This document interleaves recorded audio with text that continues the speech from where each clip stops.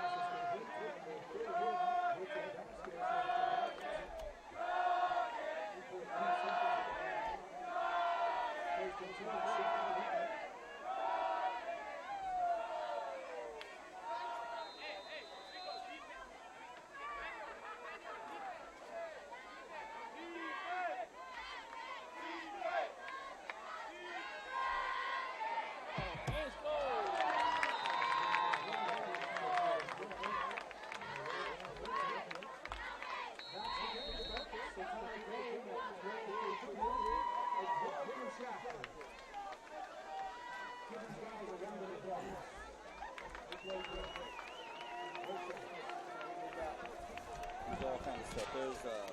That's our schedule for the season.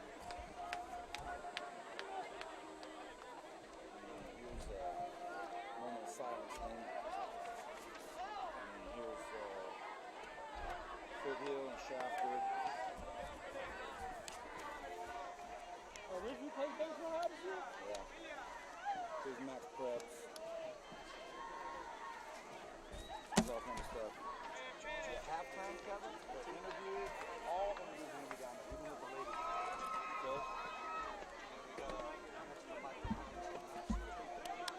Okay, good. So,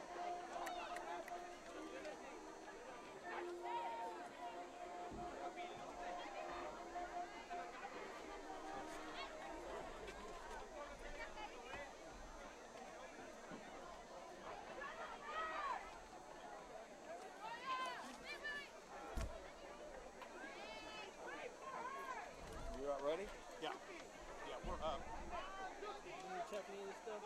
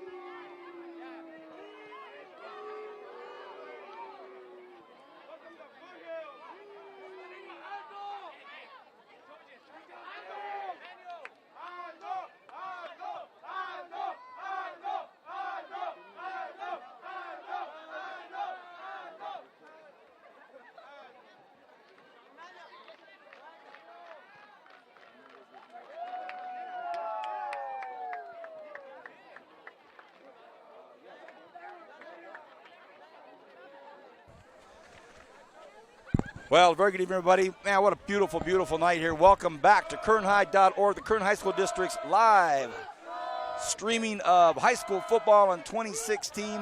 I'm Vance Palm. Kevin Willie handles all of our production, and tonight we are joined by, if not one of my all-time great friends in the history of my short 50-year life on this planet, my longtime TV partner. We've covered a lot of football games together. Brian Adams back with me. Brian, how you doing, buddy? Good to see you, man. Doing well, Vance. Good to be back. I appreciate you answering the call. I got a hold of Brian last week. When we put this team together, Kirk Boyer said, hey, look, crazily enough, week 2 and week 3, I've got some other obligations. Let's give B. Adams a call. I gave him a call. He says, hey, look, I can do it in week 3. So last week we had another driller.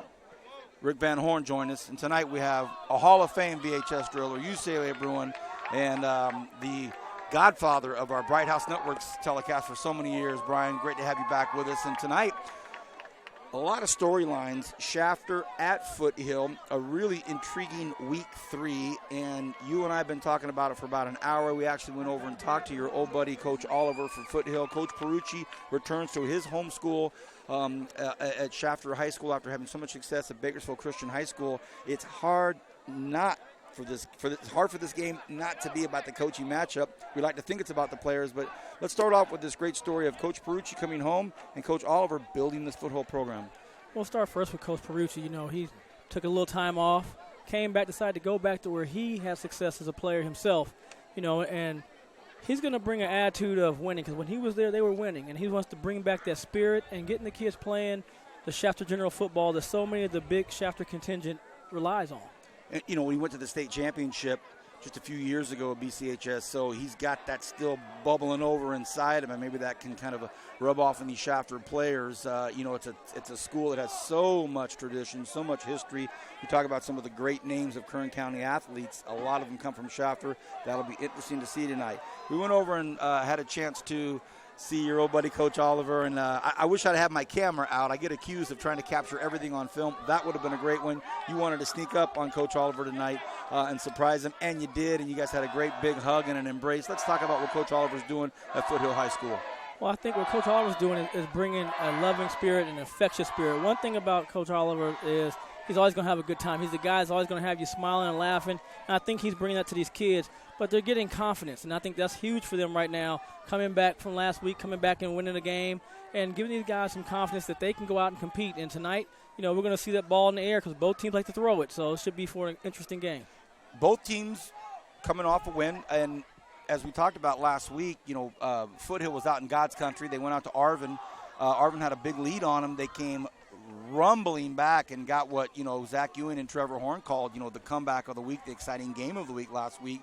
We talked to Coach Platter for a few moments out there, and let's talk about the Trojans for a minute specifically. A couple of big guys on their line. When we watch them warm up, it is impossible not to notice big number 77 and James Ehoff. He is a big kid, and what did Coach have to say about James? Well, the thing about James, he's maturing. He started off last year, wasn't a kid ready to really be super aggressive like you need in football, but now he went from that kid who wasn't super aggressive to Coach Oliver telling us that on one of the scoring plays, he not only blocks his guy, knocks the guy into the linebacker, seals the other linebacker, and they're able to go in for a touchdown. So that just tells you his maturity and his growth and getting confidence. We'll try to capture him tonight specifically on camera. He's number 77. He's 6'6", 330 pounds. 6'6", 330, number 77. Before we get to the featured receiver for Foothill, let's talk about our running back here, and that's Jay Sean Ward, really talented kid, and we hope to see some big things from him tonight. Well, Jay Sean was the one guy they knew coming in could go. And they're looking forward to him to making big plays. He catches the ball at the backfield. Also, his running game. He's going to make guys miss, exciting, and good speed when he hits the sideline. And then, Coach Oliver's a pretty measured guy. Well, he doesn't really – he's not going to really go overboard and get out there too far in front of anything, But, boy, did he have some things to say about Mark Gallegos, number 15. Well, Mark Gallegos was expected to play last year. Unfortunately, he got hurt before the season, broke his leg, had to miss the season. He's coming back, and he's ready to go, and he's making plays. He's already starting off 7 catches, 3 TDs for 182 yards already. So he's already an impact player for this Foothill Trojan team. You said, Vance, he's not only got the skill set, but, man, he's a route runner. What does that mean, a route runner? Well, a route runner is a young man who can actually run the precise route. So when you're going down and you want to break at 12, he breaks at 12 and he comes out at the precise angles, or he's making his cuts in. So he's going to be hard to defend because when you're running routes that good, the defender cannot cheat. You know, when you have a guy who doesn't run routes that well, as a defender, if I'm a defensive back, I can start watching cues and you're going to tip me to what you're running. I can start jumping routes. Well, we got a big, big night tonight. Shafter High School at Foothill. Kevin Willie handling all production facets of the evening. We're looking forward to a beautiful night, a nice orange glow off into the west. We have an exact perfect half moon tonight. It is 50-50 tonight. And it's great to have Brian Adams back with us here, live streaming Kern High School District, and this is a really fun time. It's week 3. We started the season off out at Frontier High School. They hosted Lompoc Cabrillo, and boy, Frontier looked really good. Had a big, big win that night. And then last week we were out at Liberty, Brian. Ridgeview came over to the west side to play Liberty, two defending section champions. Liberty not with their star quarterback Moya, but not just without Moya. They weren't really crisp, and Coach Manning will agree with me, I know, because we talked after the game as well. Liberty looked good enough to win that game, but your thoughts on those two section champions last week, really not playing their best ball game, but Liberty came out with the win. Well, you know, Vance, one thing we know that coming into the season, those were the two teams in prospective divisions that we were saying were the better teams in town. They got a chance last night to match up head-to-head, which I think is awesome for the kids and also for the city as well. And, you know, when you're playing those games earlier in the season, sometimes you're not as crisp. Sometimes some teams come out ready to play. But in those situations, you just want to get the W. You want to get out and get the W, and then you can correct the things when you get to film work and to practice and say, hey, guys, we got lucky, got away with a few things, and we were able to win. But, you know, one thing I was talking to some guys at work today, we were talking about winning, and I said, you know, I've never been on any team that's won and we didn't have some plays go our way. You got to have some breaks, and you got to have some things go your way to get the victory. And, you know, the thing about Ridgeview and Coach Manning, they've been good for a while. Coach Manning has been successful at West, been successful here at Foothill, and successful there at Ridgeview. So I know he's going to right the ship, and he's going to get those guys ready to play. And I think once they get to league and everything else, they're going to be a tough out. Our game tonight, Foothill at Shafter, Shafter at Foothill. We look at this Shafter football team, and, you know, we talk about Coach Perucci's club, and they can throw that ball around. And, you know, they have the quarterback, Anthony Escalante, and his receiver, Alex Aguilar. They almost have 500 yards already, 5 touchdowns. Steve Perez has caught 22 passes for almost 240 yards. So as you talked about it, that ball is going to be in the air tonight. But with all that talent throwing and catching, what about these lines? Do the offensive lines from both teams, are they protecting well enough? Well, I think that's going to be one of the keys to the game. Which defensive line can put pressure on the other team and force some bad throws? And then can your secondary cover well enough to take advantage of it? You know, it's funny when you watch football games, high school, college, pro, a lot of times at the corner, you get a lot of credit for making plays, but you can't make those plays a lot of times if that front line isn't getting in there and getting pressure and guys come off the end, because they're going to create some bad passes. But that's going to be the key. Which defensive line can really establish themselves and get the pressure? Because you know one thing about tonight, you're going to be rushing and you're going to have a chance to get to the quarterback. So you have to take advantage of it and really apply the heat. About 13 minutes before kickoff, but prior to the kickoff, we're going to have what is probably going to be the beginning of many weekend memorial tributes to September 11th, 2001. Our 9/11 tribute tonight will come right before kickoff. They're going to stop all activity. And on the scoreboard, they're going to put up 9/11 on the scoreboard. We'll have a moment of silence. We'll also take that moment to step back from the microphone. So we're about 13 minutes from getting underway here. You're watching live streaming high school sports on the Kern High School District's website, kernhigh.org. It's a pleasure to have everybody with you. I'm Vance Palm. Tonight I'm joined by my longtime partner, Brian Adams. You saw my phone number coming up. He's like, uh-oh. I started texting him, and he said, okay, something's up here. And, boy, we're so happy to have him. Look at this drone right here, Kevin. Can you get this drone for our viewing audience? Look at this thing right Can you catch it right there? It's just right here. And let me see. Go to your. It's kind of hard to catch that thing. Where is it? There it is. Right. Oh, he's on us. He's on us. Cool. So we've got some. Look at that. That is awesome. Yeah. Now he's going to say, "Try to catch me, Kevin. Try to catch me, Kevin." Nice. Brian, these are two old schools, been around a long, long time. Shafter, for those of you that may be watching this from outside California, family members, friends that either attend Shafter or Foothill, you happen to be watching because friends and relatives let you know about it if you're not from California. Bakersfield's about 90 minutes north of Los Angeles, about 90 minutes south of Fresno. We're right in the heart of farming land and oil land, and Shafter is about 30 minutes north of Bakersfield. Beautiful community, big farming community, and it's one of these schools that have been around a long time. Foothill is on the kind of the southeast part of Bakersfield, the last major big high school that you get to before you get into 58 on the way to Las Vegas. Two old schools, a lot of tradition, a lot of history here. It's going to be a fun night. Oh, yeah, Vince. I think we're going to end for a good treat, like I said, especially when the ball's up there. That leads for a lot of exciting football. And don't forget, they got some kids that can run the ball, too. So we're going to have a great night tonight, and two teams that are should be pretty evenly matched and get a chance to compete tonight. We'll step away from the microphones for a minute and get ready for kickoff here starting pretty soon. You're watching the Kern High School District's live streaming of high school sports. This is football, week 3. Shafter Generals at Foothill High School taking on the Trojans tonight in a beautiful, beautiful September 9th evening, 2016. Back in a few minutes. We'll keep the camera right here on the field.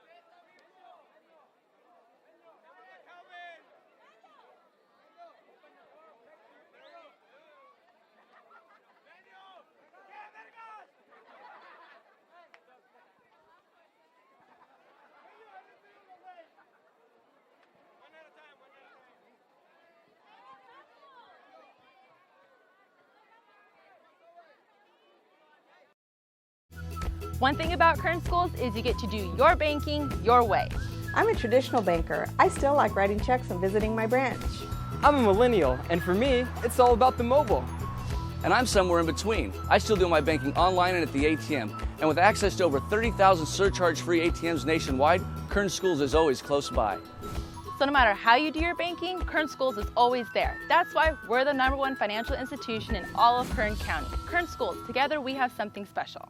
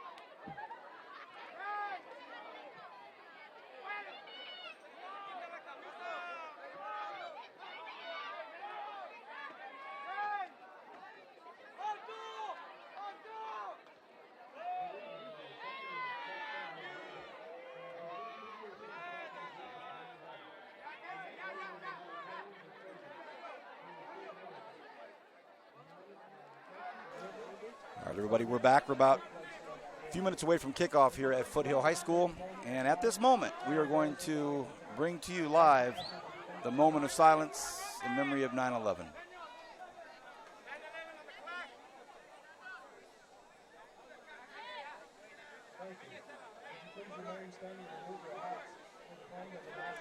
And here's the national anthem by the Foothill Trojan Marching Band. Let's enjoy.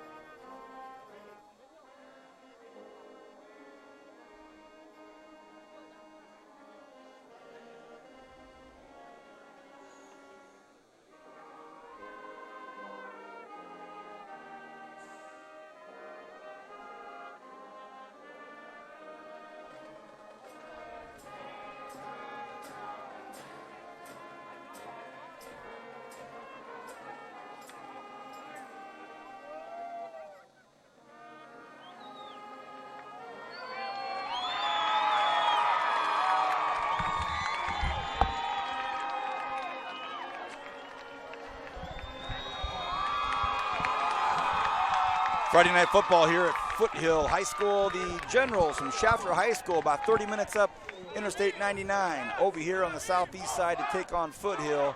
Special night. This is a night where two very well-known coaches in the area, great former players, are at the helm of each of their programs respectively. Coach Perucci coaching Shafter High School, Coach Oliver at Foothill High School. We talked about it a little bit before the game starts. If you're just getting to the Kern High School District's website, kernorg.com, I'm Vance Palm, joined by Brian Adams and Kevin Woolley handling all of our production. And we certainly are very happy to be here tonight. And before we get going, I want to certainly make sure that we say thank you to the individuals that have made this happen every single night we start this out. Let's start with the visiting school from Shafter High School, the principal, Russell Shipley, the assistant principals, Dave Boyd, Mary Beth Beedling, the athletic director, Brian Feaster, and he has a dual responsibility as the activity director. Brian Feaster does both of those. Our host school, Foothill High School, the activity director is Teresa Hudson, the athletic director is Mike Bezad, two assistant principals, Mindy Carter, and the Octavio Patino, and the principal at Foothill High School, Gail Bentley. Our sponsors for high school football streaming live sports is the Kern High School District, PAV Solar and Communications, Kern Schools Federal Credit Union, Premier Lighting, and the sponsor of our player of the game, Tony's Pizza. Before we start, we want to extend a really heartfelt, warm thank you to the superintendent, Brian Schaefer, the assistant superintendent of instruction, Brenda Lewis, director of school support services, Stan Green, and the assistant superintendent of educational services and innovative programs, Dean McGee. A lot of people that really care about our student athletes to make sure we have fun doing stuff like this. Here we go. Time for kickoff. Man, you talk about surreal. Kevin Woolley on my right, Brian Adams on my left. Did I go into a time machine? Have I been jettisoned back about 10 years? A lot of fun here at Foothill High School. Shafter's going to kick off to Foothill.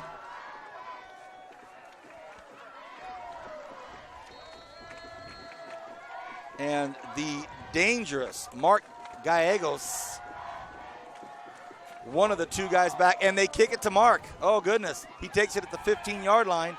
Let's see if something special happens here early. Gallegos, bust up through the middle. Gallegos, are you kidding me? To the 43, 44-yard line. Well, Brian, it didn't take long for Coach Oliver's prognostications about him having a big night coming true. No, Coach Oliver knows his player personnel, and you're sitting right there. Gallegos has great acceleration.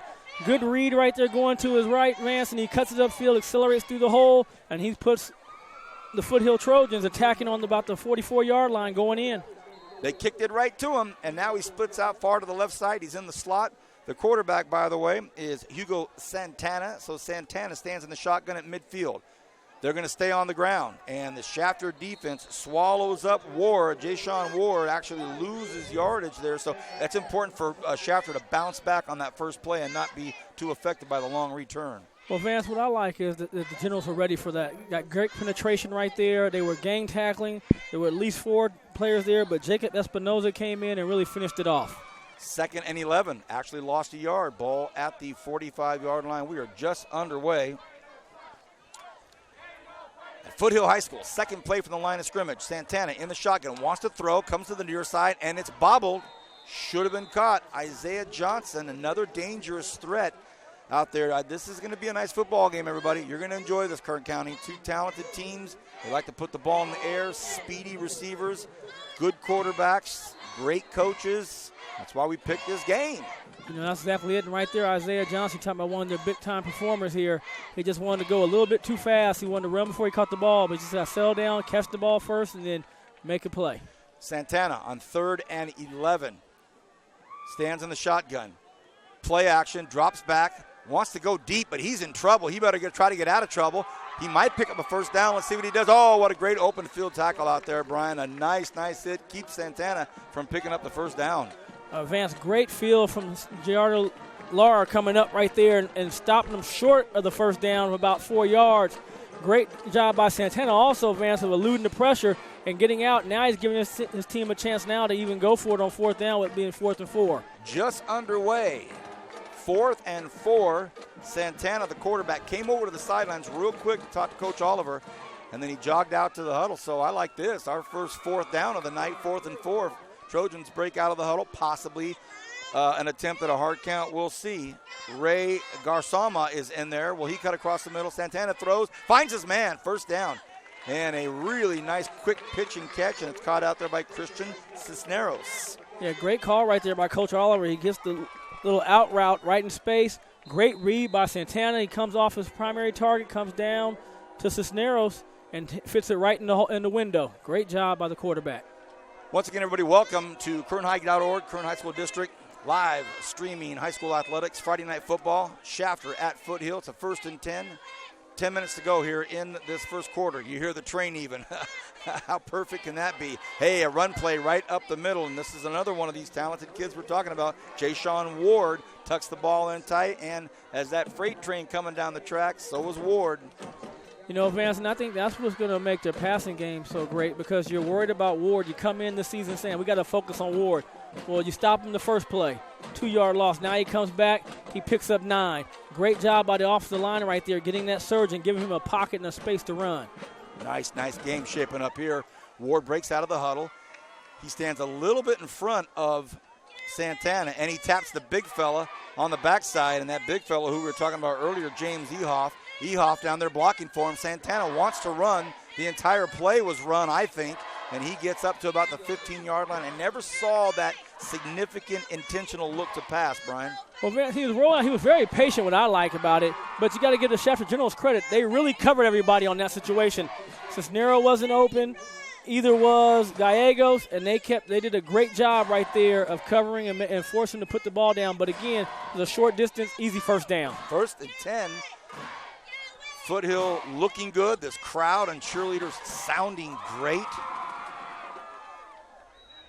Ball's on the 15-yard line. Santana goes left, throws. It's caught out to the far side. Oh, one good move, and is he in? Touchdown. A beautiful move by Cisneros, and he had the defender buy it completely.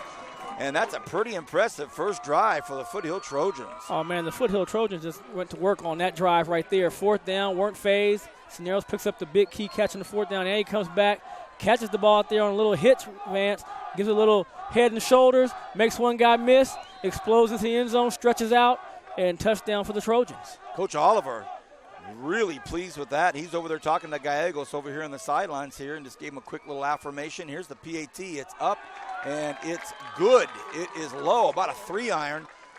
It did not go high, but, boy, that was nice. And Coach Oliver over here, he's just very, very pleased with what he sees, and he's looking at his clipboard and talking to his coaches, and he's saying, that's good. I like it. So, 7-0. the Trojans on top early. And this is the start he wanted. He said last week they didn't come out the blocks. They were a little bit hesitant, had to come from behind, but right now they came out this first drive, started with the great return by Gallegos, and then punched it in. So great job by the Trojans. Now let's see what Perucci and the Shasta Generals, if they can answer back. On the road, down 7. Let's see what the Generals can put together. And Coach Perucci, as we know, just a great tactician and well-respected amongst the coaches here in the city. And a funny guy, man. I saw him in the grocery store, let's say a Wednesday night earlier this spring. I said, hey, Coach, how you doing? Vance, what are you doing? I said, not much. I said, how you been? What's going on? He goes, nothing. Next morning, front page of the sports section. Perucci goes back to Shafter. So then I see him like a week later. I said, you dog. You could have told me that the next morning you were going to be in the front page of the sports section. He goes, hey, it's not that big a deal. I'm going home. I'm so happy. So 2 great stories here. Coach Oliver did some serious damage on this football field as a driller. Coach Perucci here with his Shafter Generals. So here we go. Let's see what Shafter brings. 9:01 left in this first quarter. 7-0. Foothill scored on their first drive. A very, very solid, comprehensive drive. Here's the kick. It's not long. It's going to be taken at about the 15-yard line. Looking for some room. Nice move right there. And he's still on his feet. Can he get some blocking? He's still going. And so a nice job out there. Really good run by Lara. So Lara able to bring the ball to midfield. Brian, he got that on a 20. He got 28 yards of sheer guts. Well, Vance, again, big return, setting up the chance for a short field for your offense. That's what you want to do. You answer back. You gave up a touchdown. Now you come back. And Lara's the kid that made that big stop on 3rd down that forced the 4th down. So he showed some versatility here, but Shafter's going to come out, and Vance, they can wing it too. They have some guys that can throw and catch as well. All right, here comes the offense. Quarterback is number 1, Alex Aguilar, a sophomore quarterback on a 1st and 10. He's in the shotgun, and they're going to go ahead and run it. First play is a run play right over here in front of us, and that's Nick Perez. Perez is a senior, so a sophomore quarterback in Aguilar, and they pick up a few yards. The ball is going to be really close to exactly midfield. The JV game finished in a thrilling 12-12 tie. Shafter came back and scored with less than a minute and missed the PAT to make it 12-12, finished in a 12-12 tie. So set the stage for a nice game tonight. Here's a quick little out right in front of us, and it's complete out there to Isaac Enriquez. Another sophomore, so sophomore to sophomore combo. So we're probably going to hear about that combination for a few years to come, Vance. And good job, too, of the read. Settled down, got rid of the ball quickly, picked up the 1st down. Moving the chains, the Generals are. Now this Trojan defense thinking, we better take a good look at these receivers. 3 wide out to the right side. As Perez goes in motion, they throw across the middle, and it danced up there in the air for a second before Matthew Milwee. There's another Kern County name. Milwee reached up, grabbed it, pulled it in. He's been playing for a few years on this varsity team. And that's a great catch because he's right there under pressure, and number 43, Valente Murillo, really put a good hit on him, too. And you have your rib cage exposed. Here's a little slant inside, a nice play. Good job by the offensive line for Shafter. They open up a nice seam in there for Matthew Milwee again. So Milwee catches, Milwee runs, and Shafter now is going to be 3rd and short at about the 32-yard line of Foothill with 7:26 to go here in this first quarter. Nice start. Aguilar in the shotgun. Takes the snap, fakes it, keeps it. And Aguilar, look at this. What a nice keep, and he gets at least 12 yards. And Aguilar read the defense perfectly, hung on to it for a second, and got a 1st down. That's exactly what you want your quarterback to do in that situation. You want him to really read, see if they're biting on the die. They bite on it, he keeps it, picks up the 1st down, and he has the Generals marching again. 1st and 10. They're at the 20-yard line of Foothill. Quick little pass out here to the near side. He's got some room. Will he get some blocking? And Milwee really working it from the sidelines to the hash marks. And here's another nice play by the Generals. And the ball gets up to very close to 1st down. Did they give it to him? I think they did. They moved the chains again. So it's going to be 1st and 10 from the 11. So they can still get another 1st down. The Generals are keeping them off balance well, Vance. They're running and passing, great job of mixing the plays. Only 3 up front for the for Foothill. This time they keep it on the ground. Perez gets maybe a yard. So 6.5 to go in this first quarter. We are rolling along. Kevin, how you doing, buddy? Doing good? Thanks for getting set up. Thanks for getting things going so Brian and I can go down and act important, talk to coaches. Aguilar, shotgun, new running back, and they hand it to him, and that's Villagran. And I like the patience with the Shafter's doing right now. They're just taking what they're reading it, taking what's given to them. But right now, you got to figure. Another sophomore. Oh, Brian. wow, they are. The treasure chest is loaded. Wow. So now you've got a 3rd and 5, B. At the 6-yard line. Aguilar wants to throw across the middle. Tough pass, and look at this, touchdown. Threw it in heavy traffic, and it is complete out there. Touchdown to Steve Perez. So Shafter strikes on their first offensive drive. And again, Vance, what a great job of being balanced in this drive, running the ball, passing the ball. And there he goes. He hooks up with Steve Perez, who is his main target, who's already had 230 yards, scores right there. But the defensive player for the Foothill Trojans has to be able to cut that off, make him go around. You can't let him go across your face like that close to the goal line. Here's the PAT. Marco Rodriguez flags and whistles on this PAT. First flag of the game, actually. It's been a swimming first quarter. It's been going back and forth. Nice strides on both sides. And Foothill had the ball move about 2 or 3 feet closer to the goal line, offsides on this PAT.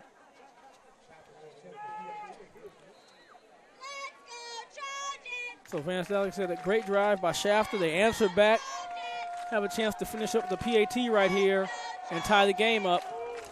This one's up, and this one is good. We're tied at 7-7. Shafter, almost you could take the jerseys off, switch sides around. Their drives look exactly the same. They look like they both pulled the same tools out of the same toolbox. Well, the toolbox they're going to have to dig into is the defensive toolbox, and somebody's going to have to make a stand on either of these defenses if they want to win a game tonight, because I think both offenses are too precise. They're able to run. They throw good, short, crisp passes. Those are low-risk passes, and you're throwing the guys that are making plays for you, so that's a great offense. That's the voice of Brian Adams. Some of you are saying, wait a second. Am I hearing Vance and Brian? Is this happening? It's happening. And the cameraman is Kevin Willey, who put up with us for a lot of years. And this is a lot of fun. This is really cool. 7-7. We're tied up. 5:44 left in this first quarter. A 50-50 half moon shining over Earth on this beautiful September evening as we're getting into that time of year, Brian, where people just look at each other and go, man, isn't this a great time of year? Isn't this a great time of year? Going on morning walks with sweatshirts. Pretty cool, huh? Oh, yes. Are you going on morning walks, Brian? No, but I don't walk much, Vance, but I'll get on my bike. Okay, all right. Here's the kickoff. Again, taken at the 15-yard line. Nice, strong running return. Almost looks like a rugby scrum up there, and that was Juan Gallegos. Who was it? Looking at it was Enriquez on that one. Oh, Vance. sorry. Okay. I would have kicked the ball to Gallegos either, but I guess it didn't matter which one you're kicking to. You're on the 45 already.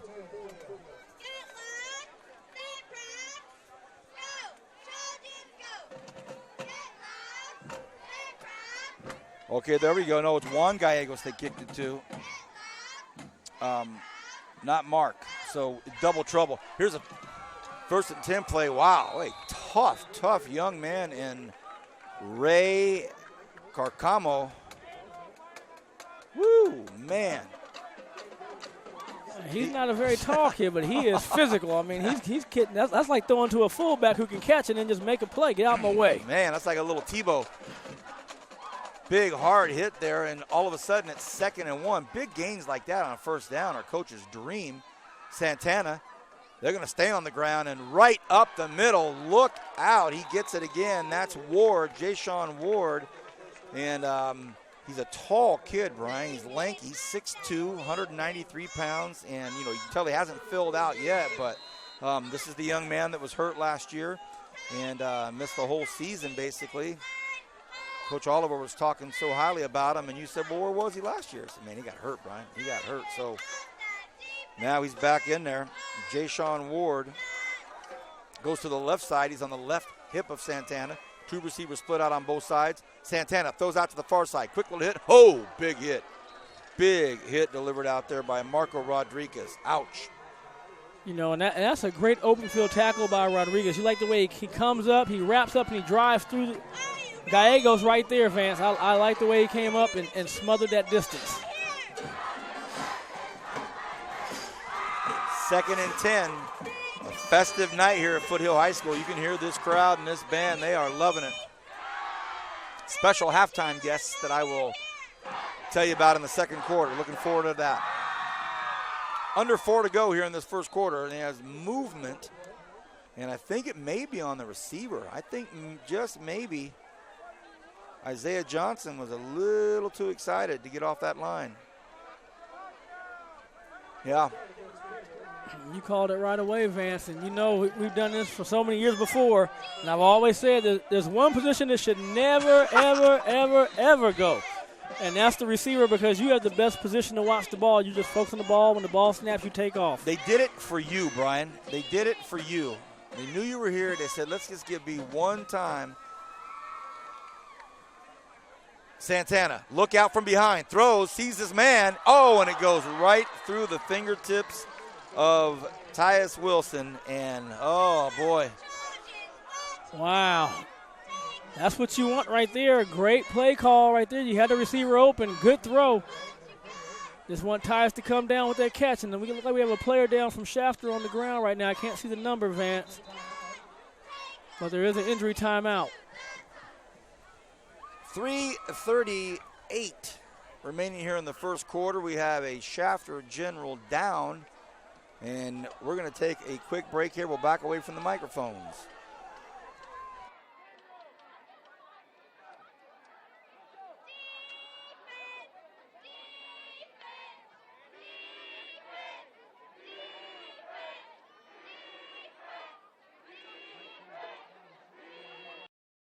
One thing about Kern Schools is you get to do your banking your way. I still like writing checks and visiting my branch. For me, it's all about the mobile. And I still do everything online or through the ATM. So no matter how you do your banking, Kern Schools is always there. Kern Schools, together we have something special.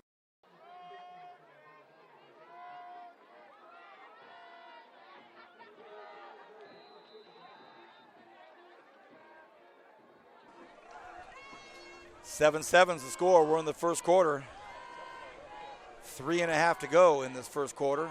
3rd and 15 for the Trojans. Santana stands in the shotgun at the 45. Play action. He's got Generals all over him. He floats one out there, and that's a bad pass.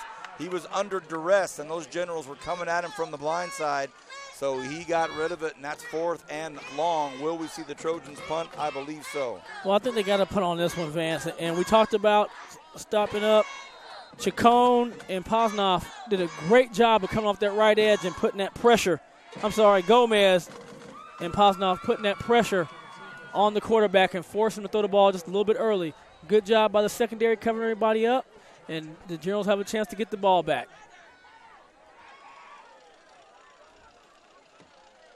Deep for Shafter is Gerardo Lara. We've called his name a couple times already. Low punt. This might give him a chance. No, it goes into the end zone, so it'll be 1st and 10 for the Generals. 3:08. You're watching Kern High School District's live streaming coverage of high school sports. We're in week 3 here of high school football in 2016. Shafter at Foothill, and the first defensive stance of the evening. Well, we talked about it, Vance. Somebody had to stand up. Which team's going to be able to make the most stands defensively is going to walk away with the win, because I think both offenses, again, are very precise and are able to really get balls to the players they want. That series right there, Foothill just had some passes that weren't caught, and then an overthrow due to the pressure, but can now Can Shafter come back the same way and take a nice, consistent drive and go about 80 yards as opposed to the short field they had before? 3:08 to go in the first quarter.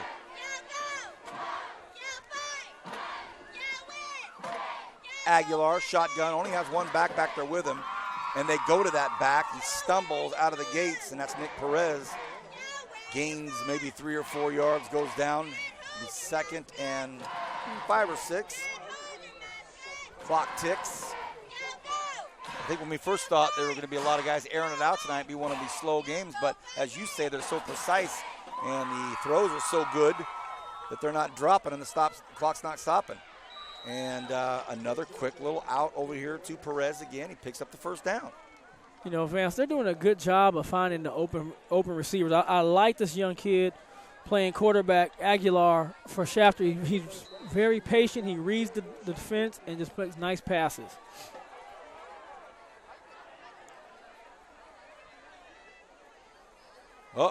Dangerous pass on a 1st and 10. They flowed one out to Milwee out there, but boy, there was traffic out there. And I'll tell you what, Desmond Coleman was out there covering Steve Perez. Had he looked up for a second and taken his eye off of Perez, he might have had 6. You know, and the thing, too, is it looked like it was a little congested, the receiving routes were a little too close. Oh, pitch, nice play call, but there's not enough real estate. Ooh, goodness. What a hard hit out there. Another kid that likes contact. I don't have 43 on my roster. That's Murillo right there. He comes up and he feels.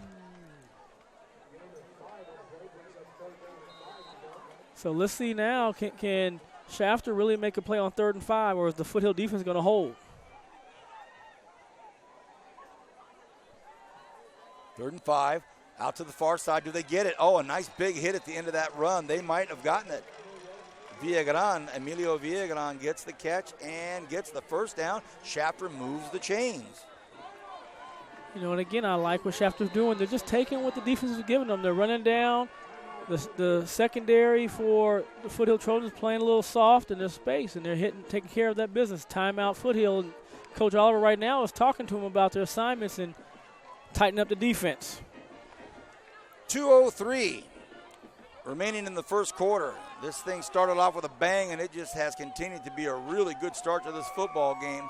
And it's one of those games that you just, for the eye test, it just looks like 2 well-matched football teams. You don't get the impression that one team's going to be dominant. Both good, but pretty well-matched, pretty even.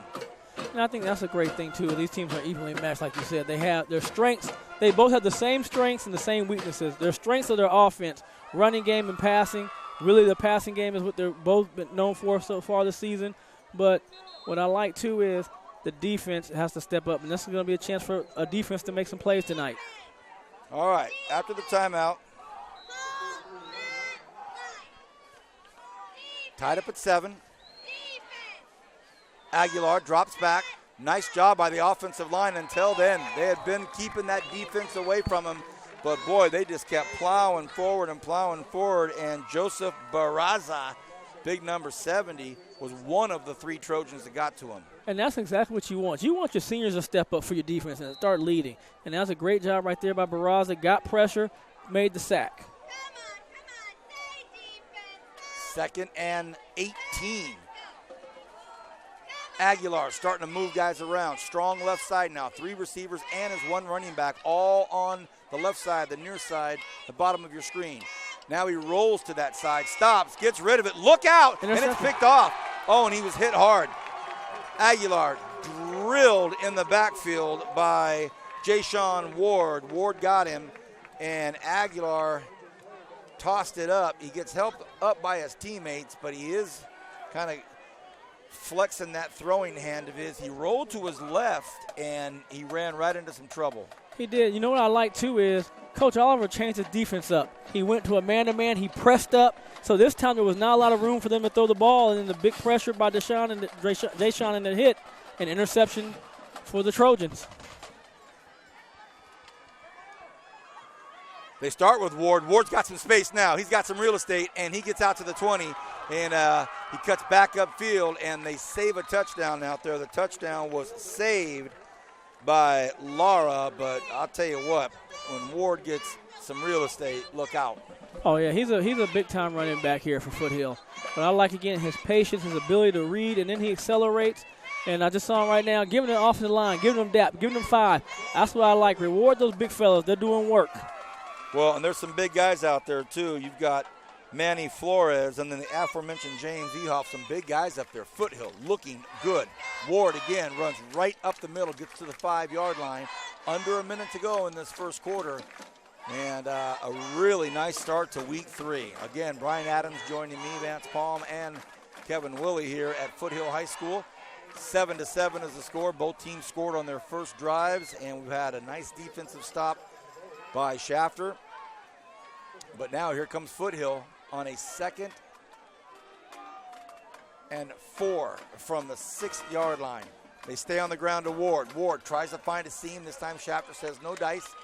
And that will be the last play of the first quarter. So after 1 quarter of football, we are tied up at 7. And the clock's still ticking, but I don't think they're going to make this thing happen. And we're going to switch the entire side of the football field and get over to the east side of Foothill High School's field.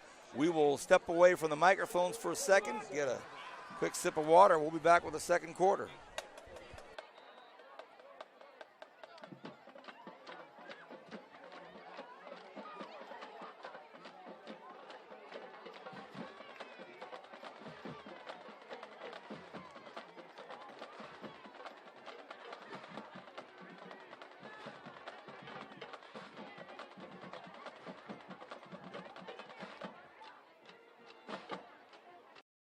One thing about Kern Schools is you get to do your banking your way. I still like writing checks and visiting my branch.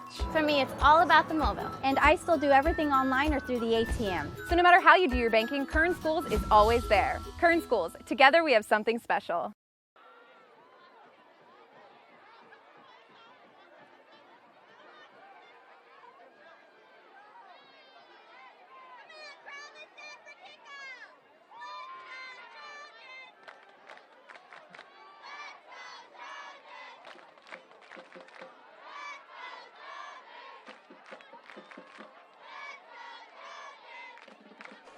Seven as Foothill knocking on the door. They're most certainly in the neighborhood, and they have a 3rd and 4 from the 6-yard line.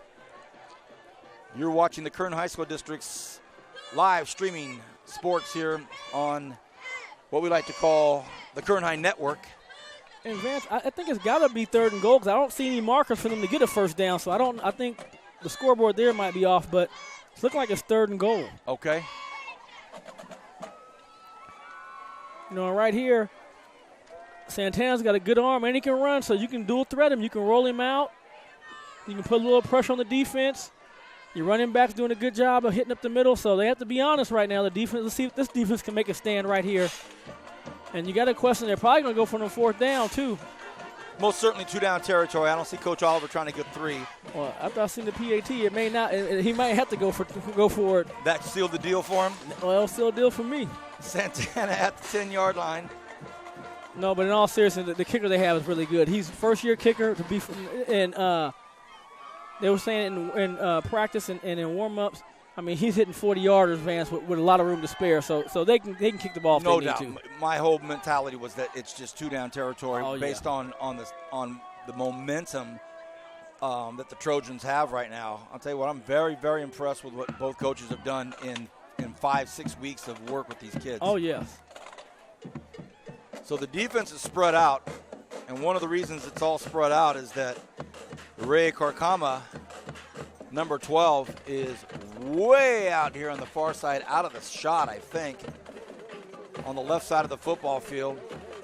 And Santana stands in the shotgun. Here we go. We're going to start the second quarter. Puts it back in motion, fakes it, keeps it himself, bootlegs it to the right. Should be a TD if he can get in. A big hard hit, and it is a touchdown. Really well-designed play, and Valentin Mario goes in, and Mario gets a really perfectly little flick ball to him. Just the execution was perfect. Well, Vance, I like that. You faked your little fly motion for that sweep, didn't get it. You roll out with your quarterback. He throws a nice little, like I said, flip And then we've seen Murillo hit people on defense. I didn't think anybody's going to stop him going in a full head of steam either. Perfectly executed. Touchdown, Trojans. Gonzalez's PAT. And it is up and it is through. So it's a 14-7 game here. Foothill leads Shafter. We're just underway here in the second quarter. Very, very special halftime guest that I am really looking forward to interviewing. Her name is Raylin Rufus. And before you even wonder about that last name, yes, she is related to Asani Rufus. And when I was introduced to her on the phone and we started the conversation, I did my interview with her, I just decided to get out of the way. Are you related to Asani? Yes, I'm related to Asani. He's my cousin. We love him. He's doing great. We'll talk about my interview with Raylin in just a moment, because it's going to be a great interview. She's the director of the AVID program here at Foothill, but an incredible story. I'll get some of it from her, but our man Asani Rufus is doing some great things. He is, and we talk about how great a football player he is, but what I like is his presence and how he's a young man. And, and that's just a testament to his parents. And, I mean, he's just a great kid. He's personally has done things with my son because we live near each other. We've been at the park, and he's throwing balls with my son. So he's just a great young man and a special kid and gets to go to Notre Dame, and I hope that Nevada pulls off an upset.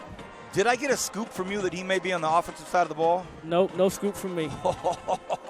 A retraction. No scoop. A retraction from B. Adams. All right, here's the kickoff. Foothill leads by 14-7. The ball's up, and it's going to be taken at the 10-yard line, and it's taken out there by Lara. Lara looking for some room. Lara cuts back up. Lara is a runner that does not like to go down until he has used up every last bit of real estate he can find, and he goes down about the 31-yard line. And Vance, he's having a really nice half on the defensive side of the ball, making tackles, defending the pass, but also his returns. He's just a junior, so he's coming back. So Shafter has a lot of talent here in the pipeline for next year too, but I know right now they want to get back on their offense and try to drive this ball down and put it in the end zone. They break out of their sideline huddle. Coach Perucci having a quick word with them. And it's not hard to find the head coach for Shafter. He's the biggest guy on the sidelines, including players. Big, tall, statuesque coach in Perucci. And he has his plays hanging down too, so if you can't figure it out that way, just look for the plays hang him by his ankle. Here's a nice slant inside and a beautiful pass, and it's going to be a first down, and they connect out there to Perez. So Steve pulls one in, and it's 1st and 10 again.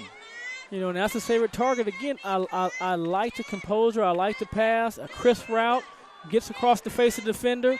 Now you're at the mercy of the offensive player at that point. Aguilar sends everybody over to the left side again. This time in the slot, he's got Perez, who he just threw to. He does have one running back on his hip, and that's Nick Perez. They're going to give it to Nick Perez. Nick looking for some room. Nick still on his feet, and look at this. He gets 12 yards, so 2 plays, 23 yards. And Nick Perez has made some nice runs here out of the backfield, and right there, the misdirection, and they come back to Perez, and Perez hits the hole very hard and picks up a first down, and the Generals are moving. Just underway second quarter, 14-7. Foothill on defense in the all-black jerseys. They have 14. Shafter on offense. They have 7. Another hard-nosed running play right up the middle of the football field. And, again, it's Perez. And, Brian, I kind of made a remark about both teams pulling all the tools out of their toolbox. You made a comeback remark about, we need to see which defense has the tools in the toolbox.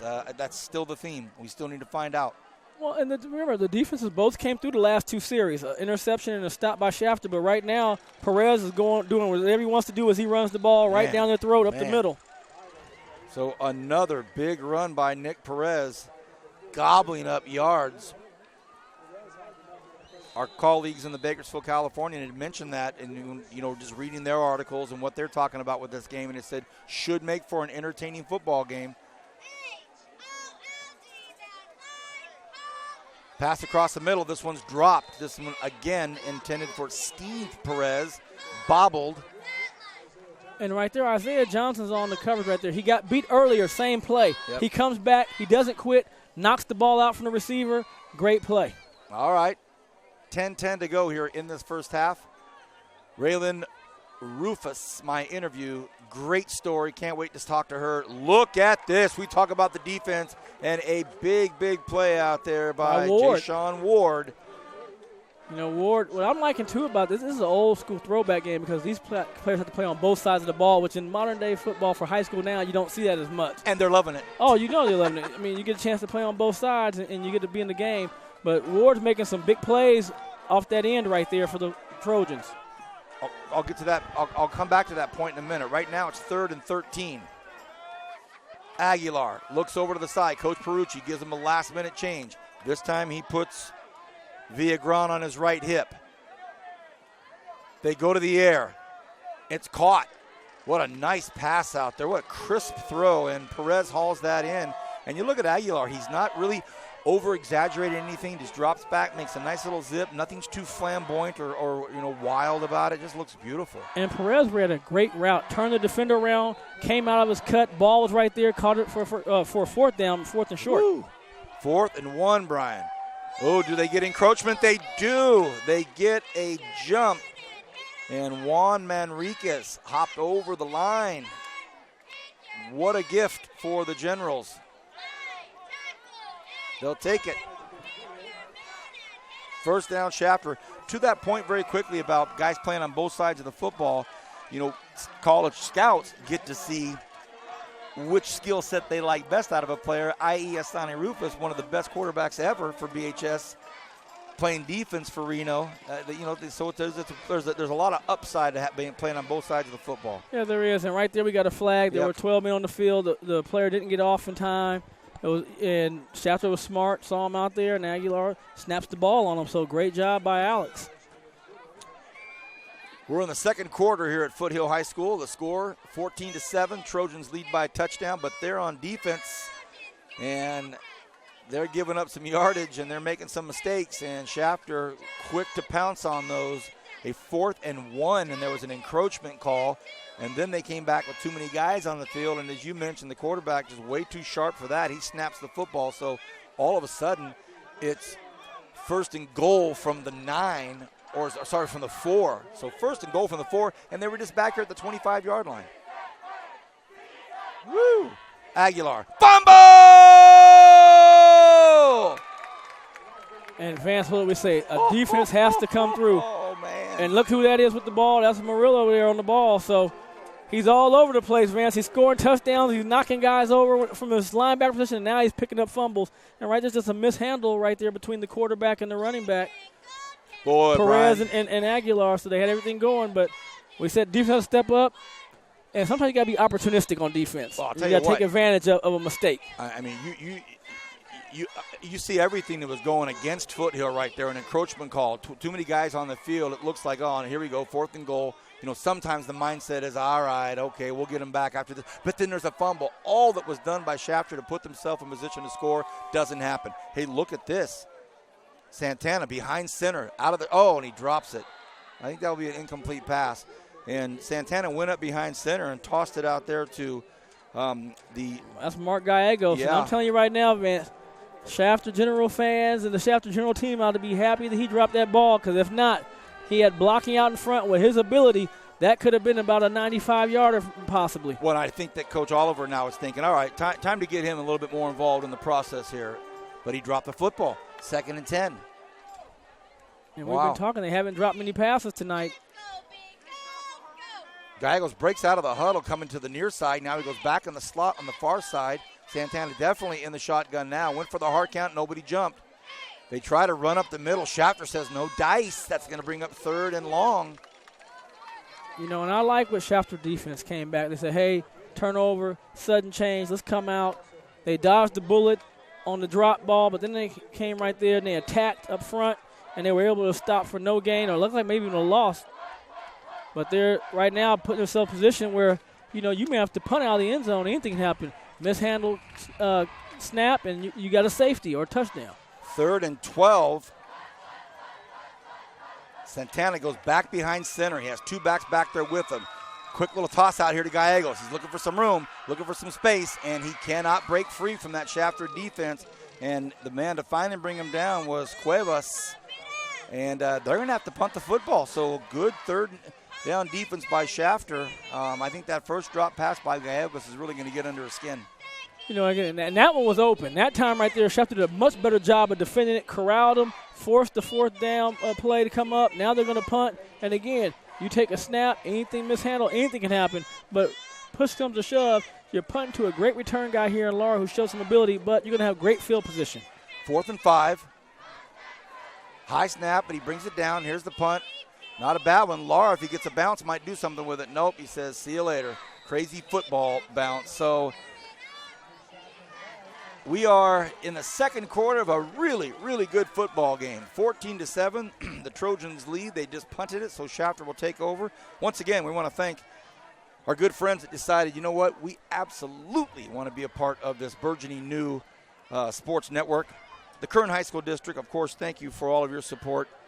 PAV Solar and Communications. Thank you, PAV Solar and Communications. We know that in week 0 you were at one game watching it live, but had your phone on and were listening to the Frontier Cabrillo game. Thank you, PAV Solar. How about this? Kern Schools Federal Credit Union, an entity synonymous with supporting our student athletes here in the community.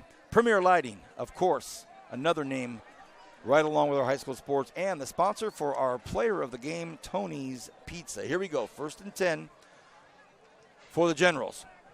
They want to go long. They want to go down the sidelines, and it is caught. What a beautiful pass, and it is thrown right into the hands of Steve Perez. That was a beautiful, soft, feathery touch, and real impressed with this sophomore quarterback, Alex Aguilar. I mean, Vance, he is just – his poise is uncanny. Nice soft ball. Perez did a great job running underneath, and it was good coverage, Vance. It was. And that was just a great pass and catch right there. No huddle offense. Aguilar hands the ball off to Perez up the middle of the football field. And let's not forget, before that pass, the last time Aguilar was on the field was when he was curled over after getting jammed. So he came back and said, I got it. I got it. Well, again, give Shafter's defense great credit, Vance, Yeah, because right. they were able to make a stop, get yourself in short field position, and let your offense attack. And I like the way Perucci came out and attacked right away and went downtown. 2nd and 5. Perez on the handoff, gets down to the 1-yard line. And for a minute, it looked like Aguilar was going to take it, but he decided at the last second to read it and hand it off. And now they are absolutely knocking on the door, 2-yard line. Well, Vance, this is what you want to do. You had a turnover, you come back, force the punt, and then you attack right away. And they said right now, 3rd down and short for a goal for a touchdown. And I think they're right on track. Tyler Alexander, the big left guard, trying to lead the way, and he does just that. It's a touchdown. I happen to mention his name out of sheer luck, but Tyler Alexander, 6 foot, 255. It's number 75. He's dove in there and opened that little spot. Touchdown, Shafter. And again, both coaches doing a great job of calling plays. They're getting guys spread out, and they're finding the creases right there. Aguilar read it, tucked it up, and went in for 6. What a nice football game. 6.5 to go here in the first half. Important PATs. This one's up, and that's a textbook high, beautiful kick right down the middle of the uprights. And we're tied up at 14-14 with 6.5 to go here in this first half. We'll step away from the microphones for just a second.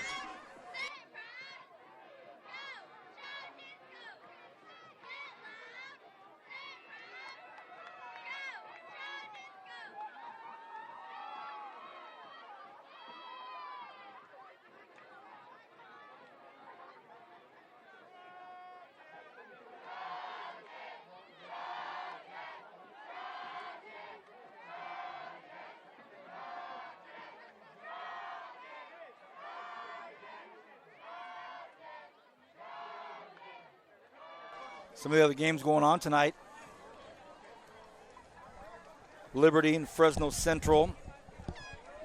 How about Garces and Tehachapi, one of the oldest rivals around as well. Coach Denman, we're slated for a game that could possibly be, if the stars are aligned, Coach Denman's 300th win could be on the Kern High Network later this season. And he's a Tehachapi institution, Kern High School football institution. North and Wasco tonight, another game with two evenly matched teams. Centennial and Golden Valley, Ridgeview at Frontier. Some nice football games here in week 3. And there really are. And, that's the thing about it. This time of year, you got high school football, college football, the pros. If you're a football person, this is it for you. 15-yard line taken by the Trojans, and a really nice job of open field tackle out there. A beautiful job by Elias Valdez. Let's talk for a minute about some college football, Brian, with 6:27 to go here in the second quarter. Your Bruins, Brian Adams, Hall of Fame, BHS Drill Hall of Famer. Played 4 years for UCLA and the Bruins. Fantastic athlete, student athlete down there at UCLA. What happened to A&M? I was very fortunate to get back to that game and be there and be 7 rows up and really watch the dynamics of the Bruin offense and their team. And I just didn't see the fire that I saw from the Texas A&M Aggies. They didn't seem like they were ready to play. It took them a while to get going. It was too late. Look at this. Fumble. A strip. Fumble. They stripped him. Shafter football on a 1st and 10, first play of the series. As Brian talks about the fire not being there for another team, we see the fire on that Shafter defense. He just went up and stripped it right out of the running back's hands. Sebastian Tavares just ripped it out of Ward's hands, and we talked about some defenses how to make a play. Shafter's defense now, 2 series in a row, has gotten the ball back to the offense with short field situations and to see if the offense can take advantage of it. Last Saturday, Bakersfield College football, we were over at Santa Maria against Allen Hancock, and Solomon Ajay did exactly that too. Running back came right out in front of us, right out in the flatlands, and Solomon went up to him and just said, "Hey, I'll take that, thank you." And just like that, BC football, same thing tonight. He just ripped it right out of his hands, and now here comes Shafter. Nick Perez standing right next to Aguilar. Aguilar gets protection. Aguilar wants to throw, floats it out there, and had it not been deflected by his own man, it would have been picked off. Gallegos out there ready to haul it in, but Andrew Villegas really just doing his job and batting it away. Right. Villegas made a great play. Let's say he doesn't do it and then he catch a touchdown. Right, everybody's saying, "What are you doing?" But he made a great adjustment, knocked it away, and unfortunately for the Trojans, it was an interception, a possible interception. But for the Shafter Generals, the play is continuing. 2nd and 10. They stay on the ground this time. They run it. Not much, up to about the 17-yard line. We're tied up at 14 with 6 minutes to go here in this first half. At halftime, I will go down and interview Raylan Rufus. Incredible story, a rugby player for Chico State. And in the second half, she had almost a life-ending injury. She was paralyzed, fought through it, battled through it. And here we have on a 3rd and 4. Oh, and the ball's dropped. It threw it behind them. Oh, boy. Incomplete. Oh, Vance, what a call by Perucci right there. Had the screenplay. I mean, look at that. 1, 2, 3, 4, 5, 6 white jerseys out there, and they were going to mop up, but a drop ball right there. Now they're 4th down, and, I don't know what their field goal kicking situation is, but it looks like they might call timeout and think about it. It's either going forward or kick a field goal, but, man. I'm watching Coach Ferrucci, and his body language is echoing what you're saying right now. We had it there, guys. We had it. Again, I'll back up just for a second to my halftime interview. Raylan Rufus, she's from Northern California, Grass Valley, went to Chico State, and in the second half of a rugby match, she told me on the phone, Brian, she goes, I had my hand had already been hurting. I had this really ominous sense that something bad was going to happen. She went in for a ball. She basically pushed all her vertebrae back, and the doctor said she's lucky, A, to have lived, B, if she'll ever walk again. Well, she's done so much more than that. She's a fitness instructor now. She's also the lead counselor for AVID, and I'll have her discuss that for the Kern High School District here at Foothill High School. It's a program, and she said, Vance, frankly, it's a program that I would have been the perfect candidate for. Just students that are just this close to being right where they need to be to get to college, to fill out the applications, to do the paperwork, to get it done. And what an incredible personal story she has, and then it's so applicable to her life here at Foothill High School. So I'm looking forward to interviewing her. We'll do it down on the grass, and that's going to come up here in a few minutes. Actually, I'm going to be leaving you to call the action here in a couple minutes because I've got to go down and interview a coach. But I don't know what coach is going to be, and if it's tied, it'll be neither. 4th and 4. They break out of the huddle. Aguilar takes a look, has his man, throws it, and it's incomplete. And excellent defensive coverage out there. Really would have been a thread-the-needle type of catch, but no good, and it's going to be first down Foothill. So they hold on defense, and now they get the ball. You know, in a game when the offenses are the vaunted, celebrated parts of both these teams, the defenses are making plays. They're making stops, and they're forcing these offenses to execute a little bit better. And like you say, they're going to have to. They're going to have to. 1st and 10, Foothill.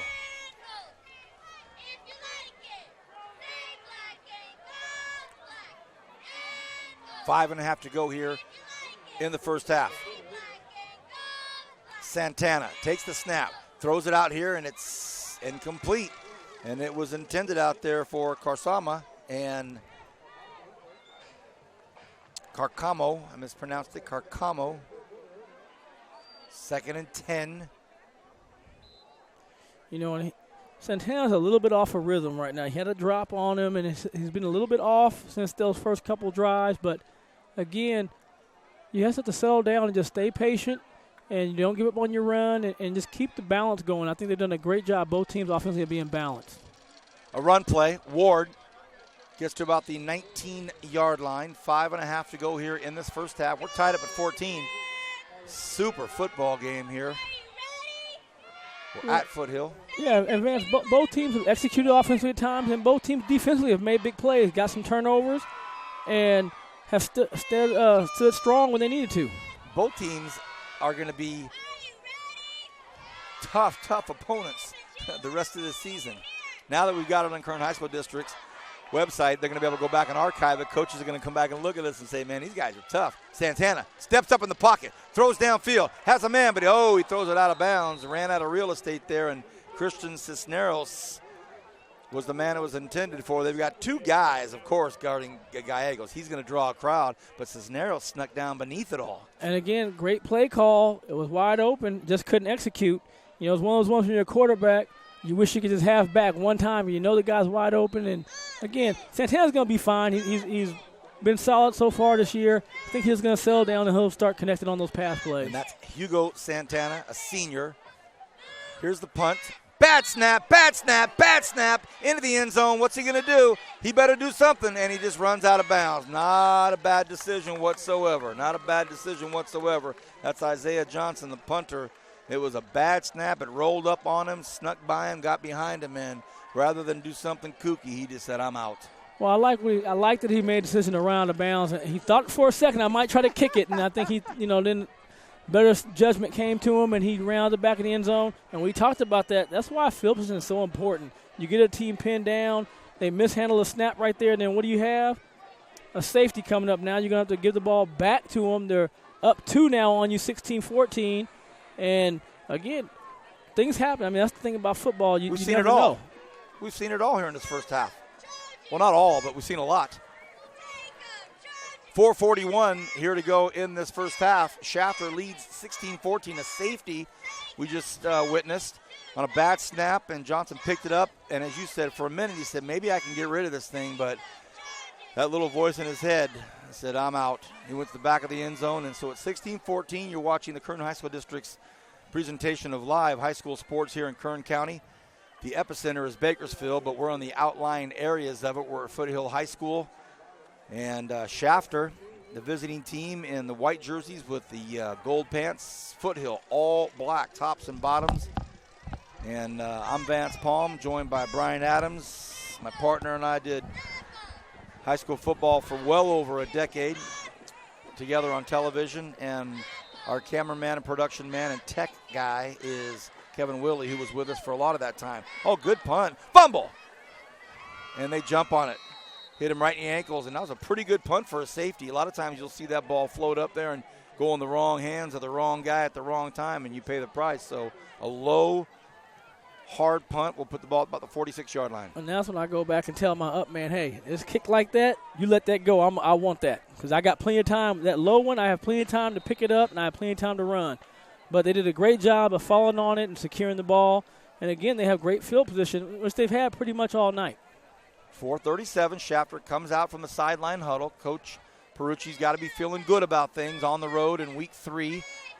And other than a couple of, dropped passes and a couple of miscues, they look really sharp.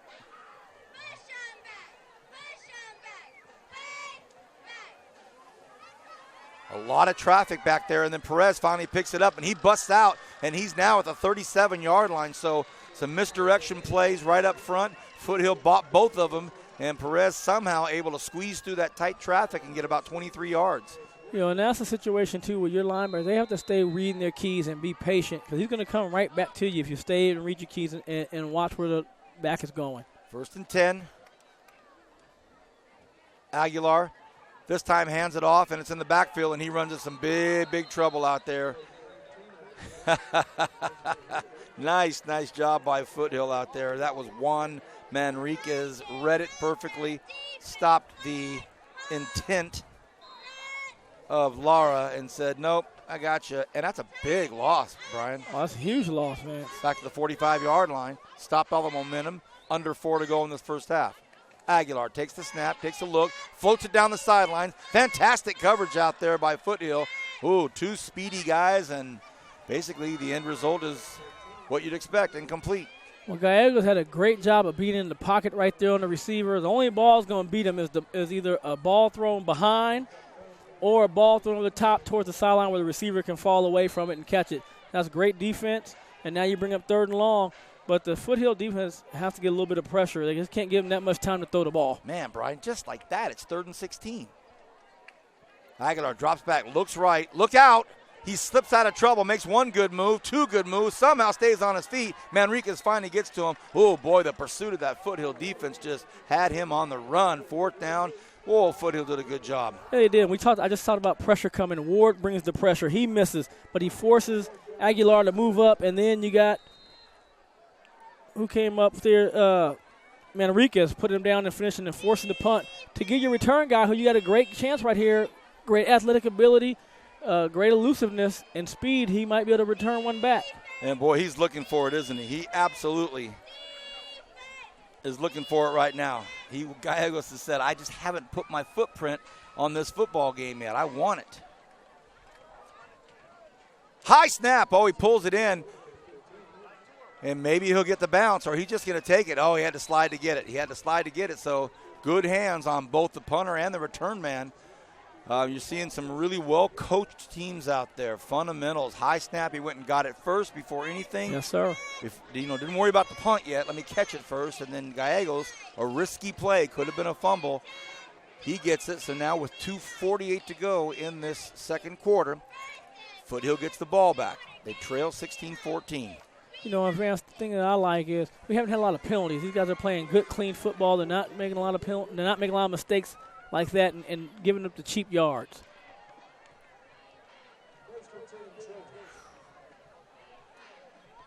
Here we go. 1st and 10.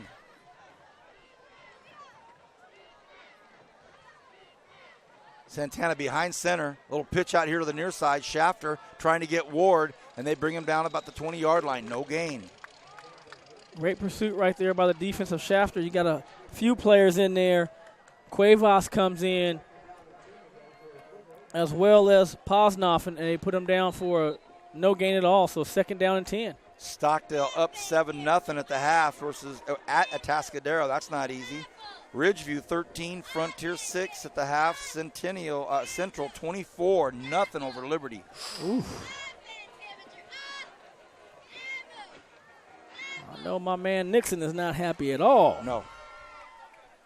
2nd and 10.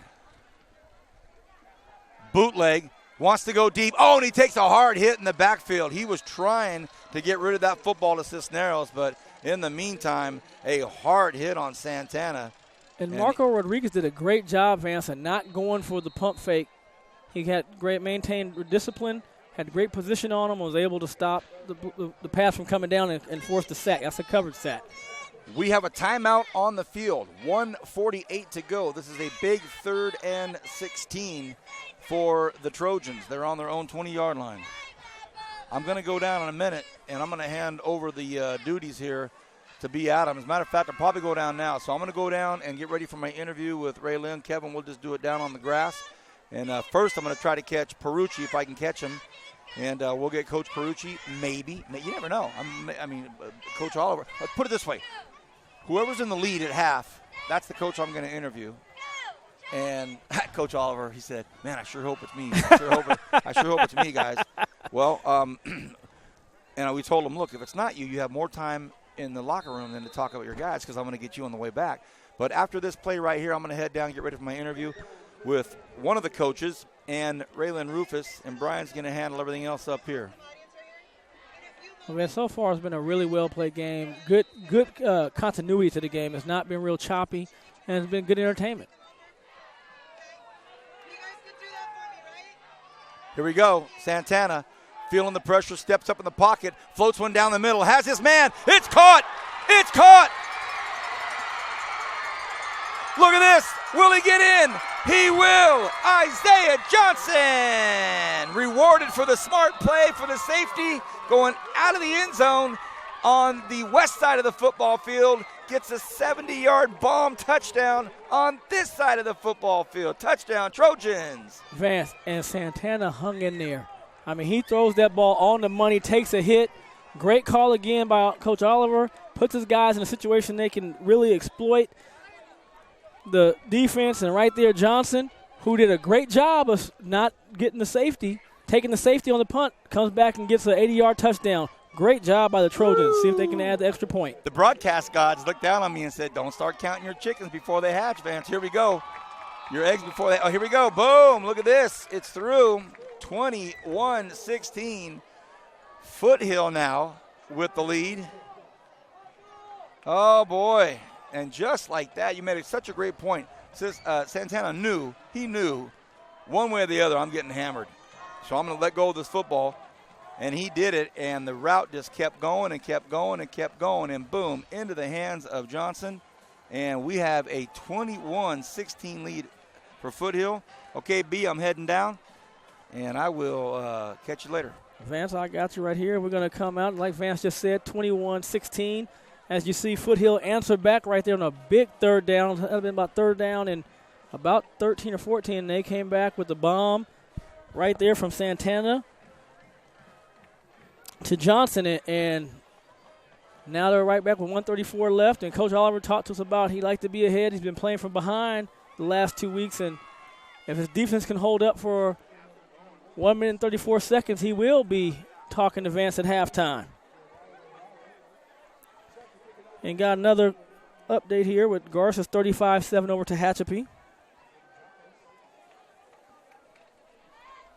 And we're getting ready right now for the kickoff with Gonzalez, and I'd be really careful about kicking that ball to Laura. Laura has a lot of ability and has been giving him good field position when he's gotten the ball, received the ball on the kickoff. So here we go with 1:34 left in the second quarter. And Gonzalez about to kick off. And a good kickoff down about the 9-yard line, down to Laura. Laura's going to his right. Hits the sideline. There's a flag on the field. Makes a move right there on the kicker. Gonzalez at the 40. Oh, the 35 into Foothill territory. But there is a flag on the play, so that's probably going to come back. And the bad part about that, the holding, he was already by on the right side without the holding, so it's going to come back. Great return again by Laura for Shafter. But it's going to put the Shafter Generals deep in their own territory with 1:22 left in the second quarter.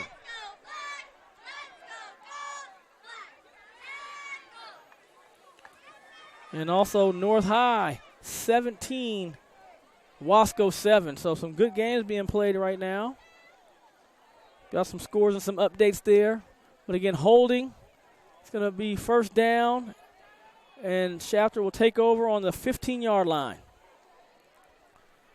And with 1:22 the way Shafter has been passing the ball down the field too, they have plenty of time to score. It's a matter now, can the defense for Foothill hold again? And so far tonight, both defenses have made some great plays and have only given up the three touchdowns right there for Shafter and 2 touchdowns for the Trojans. So the defense has come to play tonight, which was one of the concerns coming in.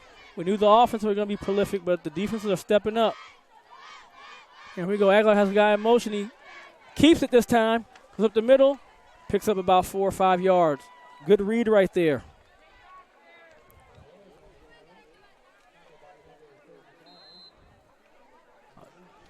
So Shafter's going, top winding down. We got it coming on a minute. Aguilar's looking over the field. 3 to his right. Snaps the ball.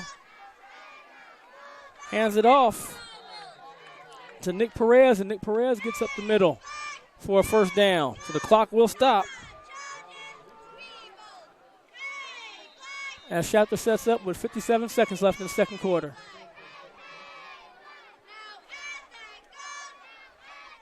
Pass out to the right on the slant. Caught right there by Enriquez. But Gallegos closes really quick on from the corner. Puts him down for a short gain. That's going to be 2nd and 4. And Aguilar takes a snap. 3 to his right again. 1 back set. Looks up, an out run out there. Ball thrown short. Going to be incomplete. Bring up a 3rd down. So we got a 3rd down and 4. And this could be one of the last plays in the half.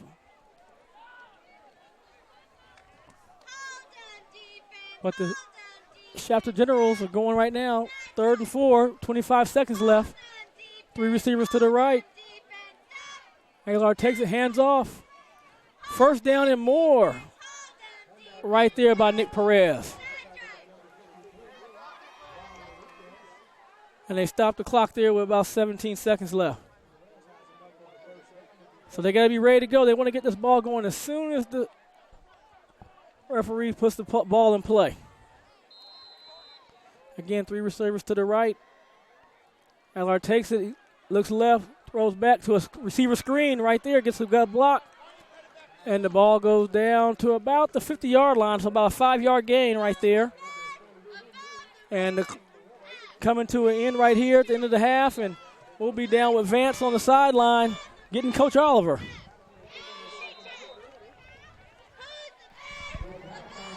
You guys got me? All right, everybody, 21-16. Coach Oliver, we were kind of just joking about it before the game when I said, hey, whoever's in the lead when we get out of here in the first half, it's going to be that coach. You said, man, I sure hope it's me. Well, since you do have the lead, let's talk a little bit about the positives you saw in this first half, Coach. You know, I thought we did some good things. You know, the line held up for a little bit. We made a few mistakes. But so far, I think we're doing okay. We just got to dial in a little bit more defensively. Your longtime running mate, Brian Adams, said, Vance, I think when we look at the tool chest for each of these teams, the team that can reach in deep enough to the defensive tool chest is going to pull this thing out. Absolutely. It's going to come down to heart. Okay, right now we're running similar schemes. So ultimately, whoever makes the plays when the play needs to be made is going to win. Right now, as you go walk back to that locker room on a report card, where are you feeling about your Foothill Trojans? You know, I'm feeling pretty good. You know, we started a lot better than we had the first 2 weeks, but now we got to finish. So that's what's going to be talked about in the weight room right now. Coach, great job in this first half. Really good, entertaining first half. Looking forward to a second one. Thank you, buddy. Thank you. All right, that's Coach Oliver here, Brian, talking about a coach who, you know, looks at the opportunities that have been given to him out here with these athletes. He's been working with some of these kids since their freshman year. All of a sudden now you're seeing some juniors and seniors really starting to evolve. When we come back, I'm going to throw it up to you right now, but in a few moments I'll be interviewing our halftime guests. Give me about a minute and a half, we'll do it. Well, thank you, Vance. Good interview right there with Coach Oliver. You know, we got a great guest coming on, Ms. Rufus, and a great first half right there for these teams. 21-16, been very evenly played so far. Both defenses have made some plays, but the offenses have come and put some points on the board. And, you know, none more important for Foothill than that 80-yard bomb from Santana to Johnson. So both teams are playing very well. Not many mistakes, not many flags, but whose defense, like Coach Oliver said, whose defense is going to come up strong? So we right here, we got coming up, and they got the marching band here for Foothill High ready to perform.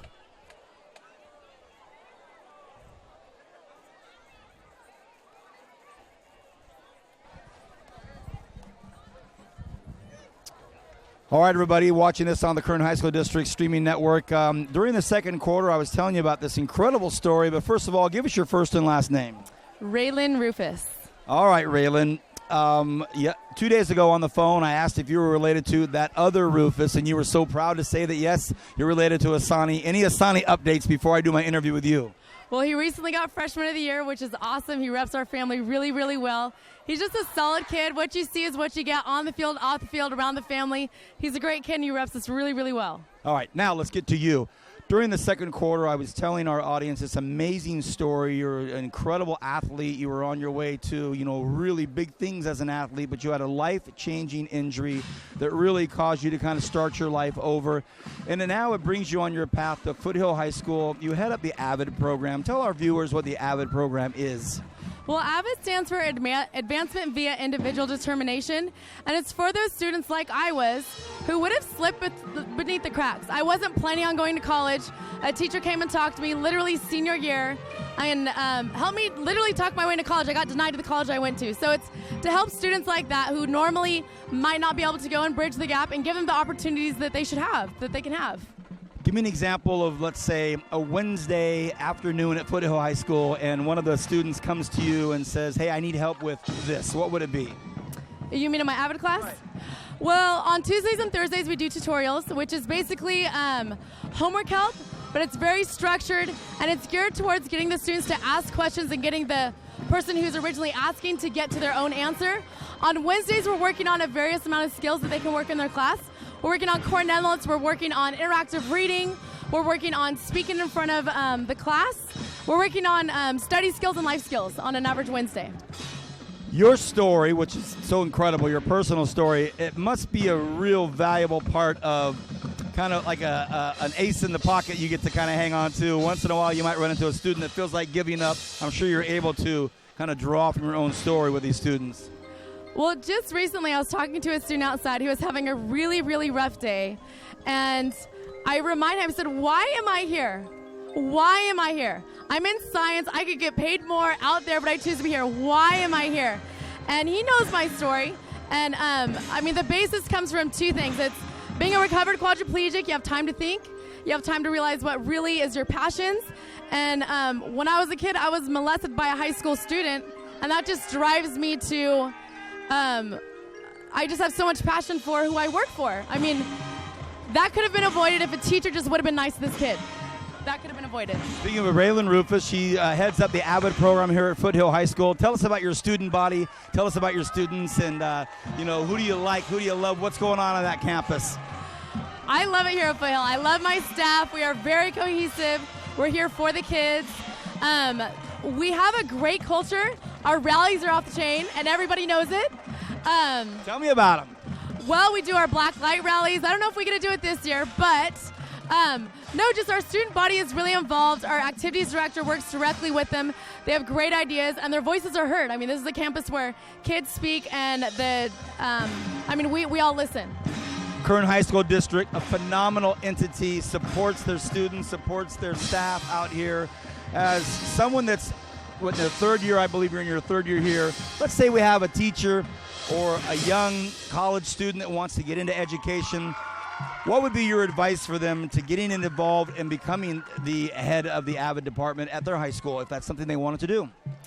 Well, I'm actually not the head yet. I am head of Fun Fridays. That's what I do. I get them riled up on Fridays. But it's not an easy job. Oh, no, it's not. It takes some creativity. We froze some T-shirts last time and ate some Jell-O. All right? I'm just saying. Oh, okay. But show up to the meetings. There's site meetings on campus. Start showing up to me. So that's where I started. I started showing up to meetings.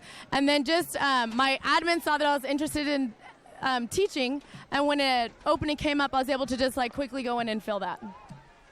Your story of possibly almost a life-ending injury. You came through so much to get here. What's your inner core reason that you're here standing with me right now doing this interview? I am just a product of the love of Jesus. I mean, I shouldn't be. I don't deserve it. Just absolute grace. And honestly, it's like these arms and legs were not meant to move again. And I don't take it for granted. I mean, my kids, I hug a little tighter. When I teach, when I run, when I lift, when I do everything, it's just done to the fullest extent. I mean, it's just grit and grace. Yeah. Our mutual friend Lisa Kimball wrote an incredible article on you and your family and what brings you here and makes you so successful at Foothill High School. Someone that might be watching this on the Kern High School District's website, where can their students, if they have students here at Foothill High School, where can they find you? I am in E4, and come find me anytime. Thank you so much for this interview. Have a great weekend. We thank you for your time here. And that scoreboard right now looking pretty good. If you were in the locker room right now and Coach Oliver said, okay, Rufus, it's on you, what are you going to tell those players?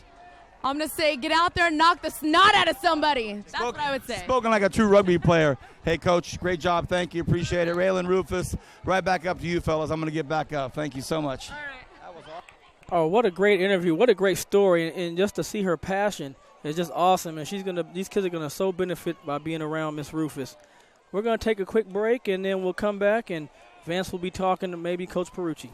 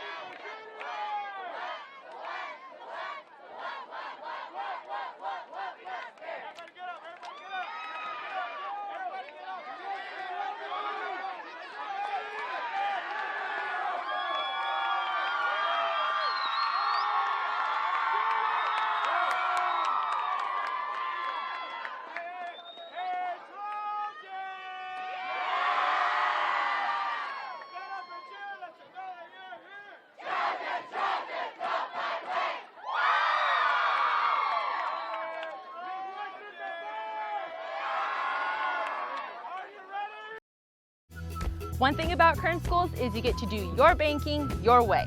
I'm a traditional banker. I still like writing checks and visiting my branch. I'm a millennial, and for me, it's all about the mobile. And I'm somewhere in between. I still do my banking online and at the ATM. And with access to over 30,000 surcharge-free ATMs nationwide, Kern Schools is always close by. So no matter how you do your banking, Kern Schools is always there. That's why we're the #1 financial institution in all of Kern County. Kern Schools, together we have something special.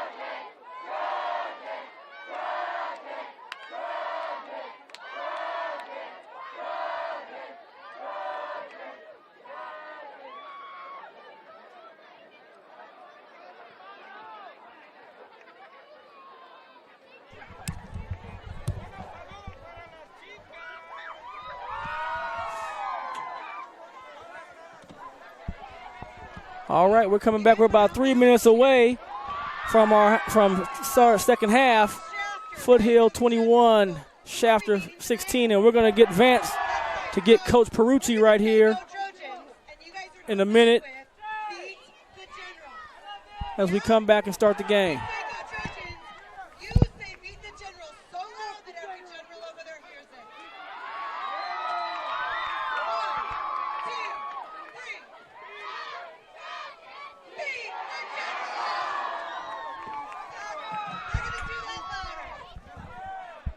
And Foothill's already here on the sideline, ready to go. They're pumped up. You can hear me up there? We have like 2:18 left here at halftime. 21-16. Trojans lead over Shafter High School. I'm going to try to grab Coach Perucci here in just 1 second.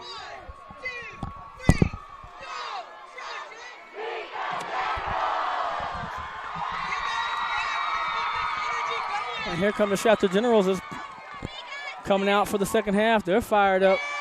They're in the game. They have a great chance to come back in this game. Only down 5. As Vance approaches Coach Perucci for the second half interview with the coach. Brian, Kevin, you guys good? We're good. Very good.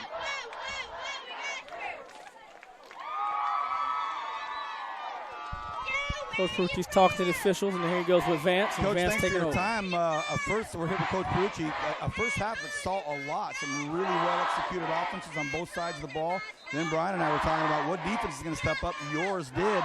Then right here at the end, long pass ended up being 16-14. Give us your thoughts on that first half. I just feel like it should be 35-14 or something like that. You know, we just kind of, we gave the ball up down in the in the red zone on the 1 yard line. We've kind of just had some execution errors on defense and on offense when key times were there. But that happens when you got young guys at positions. So I just, I expect us to come out and set the tempo like we've done all game, because it's been a track meet back and forth. But this time, actually make it count and put some points on the board. My partner Brian Adams said, boy, Coach Perucci's got some nice couple years ahead of him with some of your young guys. Yeah, I mean, we got some core seniors at our offensive line and our running back. But, I mean, you look at our roster, we got some really good young cats that are just starting to get their feet wet, So it's exciting to understand where the ceiling is, but we also need to understand that that ceiling doesn't really matter if you're not putting points on the board offensively and keeping the ball out of the end zone on defense. Coach, thanks for your time. Have a great second half. Thank you. Thank you, Vance. Okay, Brian, I'm going to hustle back up there. It's all you. We got about 2 minutes before the kickoff starts, and coming out here, and you heard Coach Perucci, he said it best. It doesn't matter if we're not putting points on the board, and that's what we have to do. Both coaches felt like they lost some opportunities to score and get this game in a situation where they could have better control over the game, in a position where they're in the driver's seat. But that's not it. Both coaches are going to come out. Both teams are going to come out. They're going to have to play in the second half and really compete. It's a good, even game so far. Scoreboard 21-16, 5 points lead for the Trojans, and the Trojans have made some plays when they need them, some crucial plays down the goal line, getting a fumble, and then you came back with Shafter also keeping it close, stopping the Trojans, forcing short field, and then scoring themselves. So it's been a good game so far. Both teams are coming out right now, and we're going to see what the Trojans have going on, because they're going to have to kick the ball off to start the second half. And again, you got to be careful, because Laura's been very dangerous in the return game. I would try to kick the ball away from him, wouldn't give him a chance to take over and set this game and put you behind already with a return, because he's been real close to breaking a big one. And we're about 40 seconds away from starting the second half, and again, like I said, the Foothill Trojans will kick off, and you got to be careful. The ever-present Laura, he's been very dangerous today on the returns, Vance. Well, I was talking to Coach Perucci. You can see it in his eyes, and you heard him say, "Hey, I think it should be, 34 or 14 or 16." Every coach is going to say that, but you look in his eyes, and there was some disappointment there, but early in the season. Well, Vance, both of them felt, Coach Oliver felt the same thing. He felt he missed some opportunities. So they both came out, and I think they did. But I don't think I think it would still be a close game. It would have been even. So what did you think about my interview with Mrs. Rufus? Oh, that was just a great interview. I mean, just her energy and her story, you realize as an adult these young people have an opportunity to be exposed and to learn from a woman like that is just unbelievable. Can you imagine me and a young sophomore, junior, young lady in high school having some questions and concerns and going to someone like that? Boy, the Kern High School District just chock full of incredible stories like that. Here we go, starting off this second half of football and looking for some room. He's got some room. Can he get away? I'll tell you what, he absolutely likes to make sure he gets every bit of time with that football in his hands. Lara brings it up to about the 30-yard line, 1st and 10 for the Shafter offense. You know, Vance, and that's what I'm saying. You got to be careful kicking that ball off him. If he gets some more kickoffs, I think he has a chance to break one. But let's see if the Shafter offense can get back in rhythm and move this ball down and score. The score is 21-16. Foothill leads on a 70-yard long bomb pass to pretty much end the first half. The Trojans took the lead, and here comes Shafter. Perez takes the handoff, hits that line, tries to roll off it, and gets nowhere. And again, right in the middle of all of it is Valentin Murillo. You know, Vance, and that's the first time that the Foothill defense has stopped that run play right away and for no gain. And Murillo's been effective all game long. He's been big on both sides of the ball, Vance.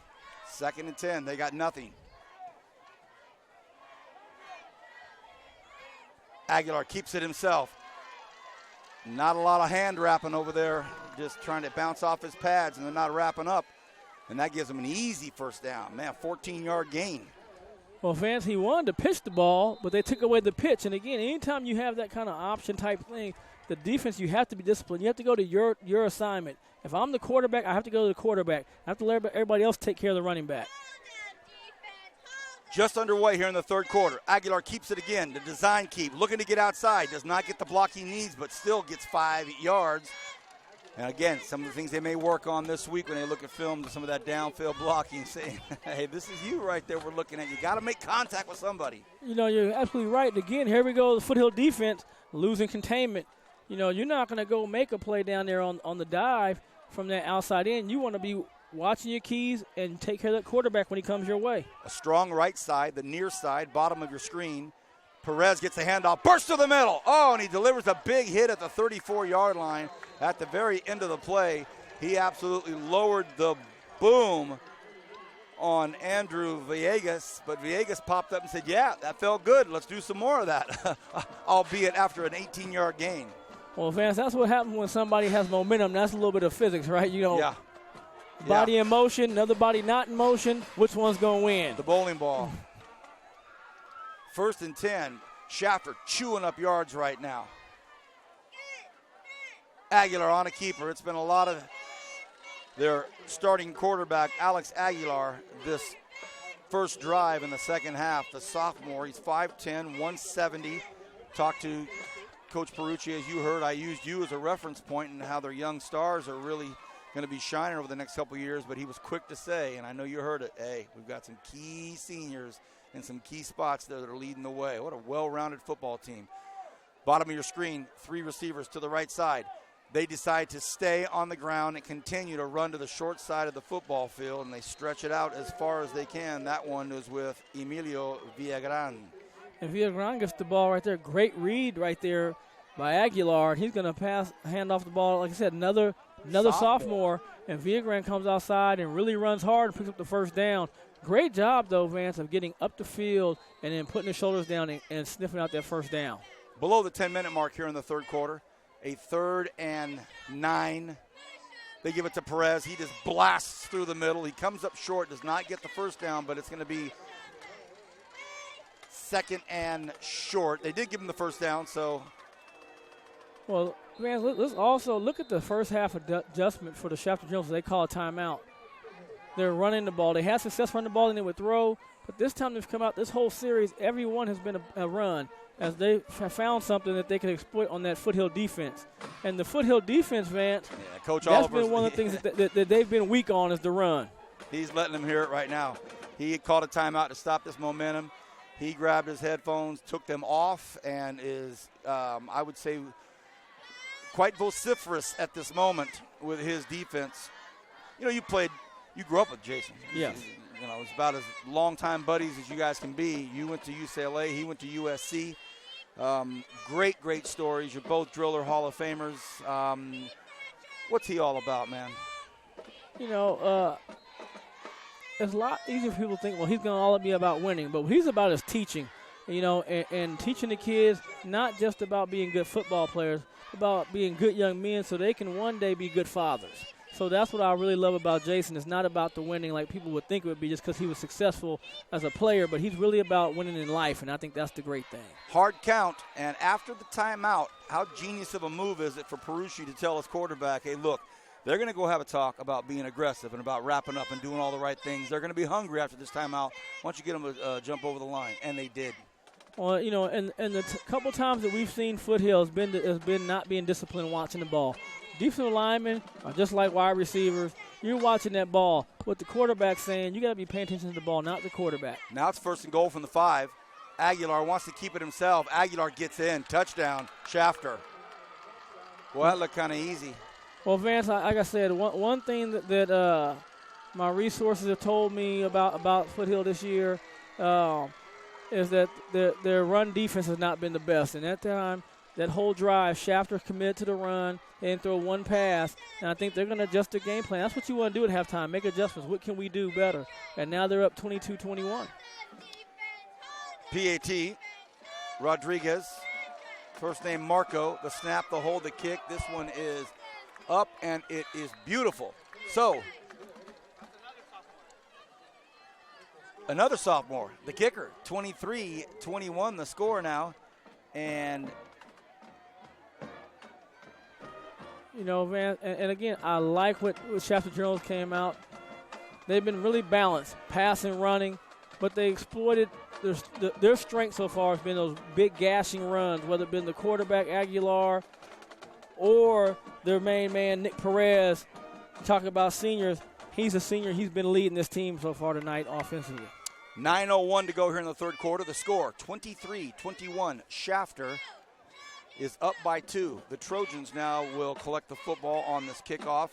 It's been a really, really fun football game to call for a lot of reasons. First of all, I'm back on the air, streaming this time with Brian Adams. We've known each other, let's say 25 years. I would say maybe a little longer than that. When were you at Cal State playing basketball? Oh, here we go. When I was playing basketball at Cal State, Kevin, he loves telling the story that he was a ball boy to exploit my grandfatherly age. I was lucky enough to have Brian Adams as a friend for many, many years. Yes. He was a ball boy when I was playing ball for Cal State, but then I quickly became a fan of maybe one of the fastest dudes I've ever seen, Brian Adams. Man, oh man, what an electrifying football player and basketball player and track star. So here we go, kickoff. 8-yard line, taken by Foothill. They could use some good field position right here, and they get up out to the 27-yard line. It'll be 1st and 10 for the Trojans. If you're Coach Oliver right there during that quick little timeout during the kickoff, what are you telling your offense? Keep doing what you were doing. Let's take care of the ball, but let's do what we're doing. We've put points on them. I think we can get them downfield. I think he's going to take some more shots down there. But I think the main thing is for Santana to get his confidence back. He got a little bit off, but I think with that pass, he can get back to hitting those nice, crisp passes and running the ball. 23-21. Foothill trails by 2 as we start their first series here. And look at how much time Coach Perucci took off on that first drive. I mean, that was a great first drive, great opening drive. You're running that ball, that clock's going to run. And let's see now what Foothill can do to answer back. And we have a flag thrown before the snap even takes place. And in the art of full disclosure, we have lining up on offsides by Shafter. I know in the art of full disclosure, as I said, I know the white hat. Longtime Kern County deeply entrenched official and timekeeper for the Renegades, and told them, hey, what a nice first half. Look at this first run. Oh, boy, what a good start. A really good start for the Foothill Trojans on their first carry of the game. And that's Elwin Henriquez right there, Vance. First carry of the night. And he hit the hole hard. Look at his movement. I like his balance, able to stop, cut, didn't fall over, and picked up a first down on about 18-yard run. So great job right there. And look at Coach Oliver saying, hey, you run the ball on us, I can run on you too. Let's see who can stop who. Hey, B, the first carry of the night for Henriquez is the start of the second half, and he picks up 19 yards. Wow, the talent pool deep for both teams. 1st and 10, Santana behind center, has one back there with him, and it is Henriquez. They pitch it to him this time. He cuts up, doesn't have a lot of real estate, but it cuts across the grain. Had he 2 more steps, he could have got more. He saw complete closure on the near side and took off, try to get some more yards. I mean, Vance, really to get that 1.5, 2 yards was really huge because they had him in the backfield. Yep. But that sharp cut like you mentioned, and then his power, gets his shoulder pass down, and he just plows through. Hugo Santana, the senior quarterback, done a fine job of running this offense as well. And he's got a 2nd and 8. 7:40 to go in this third quarter. What a great football game we're calling. Santana sends his back Henriquez in motion. It's in the backfield, wants to go to him, throws to the wide open man right there. It's Cisneros. Cisneros picks up the first down. So a beautiful job by Santana of selling everything but the kitchen sink to that defensive Shafter, and then just drops him right in the middle of the football field. I mean, he fakes it to Henriquez. That brings the defense over, finds a little space in the window there to Cisneros, and Cisneros made some we haven't heard his name since he scored a touchdown, so on offense, so good to get him back in the game. He's been a big player for him this game. Henriquez, the lone back by Santana. Santana has a quick word with him, goes over and whispers something to him on a 1st and 10. The ball at the 36-yard line of Shafter from the shotgun. They fake to Cisneros, and now Santana looks like he's going to run on his own, but he runs out of real estate, and he's wrapped up at about the third. Fumble! Shafter football. And Vance, I was just about to talk about, in a situation like that, when you're not a great runner, you get as much as you can and get down. And before you can get down, they rip the ball out of his hand. So he's not going to be on the ground. That's just going to be a fumble. And if I'm Coach Oliver, I'm going to ask about him being down just to see. But I don't think he was down, Coach, right there. I think it was just a good play by the defense. And your quarterback has to get down early because he's not going to make guys miss. He's not going to bowl them over. Just get down, slide down, take your yardage, and lived another play. And, Brian, we've seen enough of these games from a broadcasting perspective to know by players' reactions on the field when they know it's a raw fumble, when they know it's a good one, the reaction is different than maybe that might not be a fumble. That entire Shafter sideline was up, hopping up and down, knowing that it's now their 1st and 10. But now Coach Oliver calls a quick timeout. And that's the 2nd timeout burned right now in a span of 2 minutes. You know, Vance, I mean, he wants to talk some things over. He's got – he didn't have enough players on the field, does he? Only had 10 guys on the field, and now the last one to walk out there. Well, I won't give his name and number, but the last one to walked out there very sheepishly, wasn't too happy about that. And Coach Oliver only saw 10 guys, and look, with the momentum shift like that, you can't get you got to have all 11 guys out there. And I think that's what it is. You know, you let them play 10 and give up a big play, or do you just call your timeout and know that you only got one timeout left now for the rest of the game, in a close game, which you may need going into the fourth quarter, especially at crunch time if it's a close game within the last 2 minutes. And that's what I saw in his eyes when he turned around. Coach Oliver just said, you got to be kidding me, man. I'm down to 1 now. I'm down to 1. He's talking to some players, talking to some coaching staff, and you know, the coaching staff will have their own meeting and go over stuff. Here we go.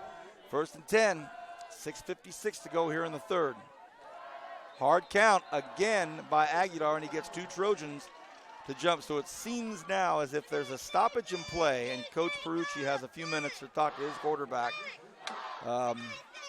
We saw this last week at the Coast at Bakersfield College. Their quarterback, Dalton Dallas, very, very good at the hard count. Well, Vance, I don't even know if it's a great hard count. Like I said, you're up there by the ball. You should go when the ball goes. And the second thing is, man, we're seeing more penalties now in the second half. So maybe some guys are getting tired and getting a little fatigued because it's more penalties in the last few minutes than we had in the whole game so far in the first half. Great point, Brian. 1st and 5 now from the 48-yard line. Aguilar, pitch out to the far side. It's Perez. Perez gets hit just shy of the first down marker. Looks like he might be about a yard short. You know, and again, good read right there by Aguilar. He gets the ball to Perez, and Perez really attacks that first down marker.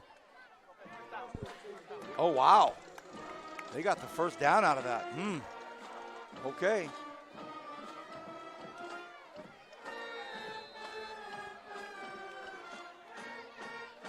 So it'll be 1st and 10 at the Foothill 46-yard line.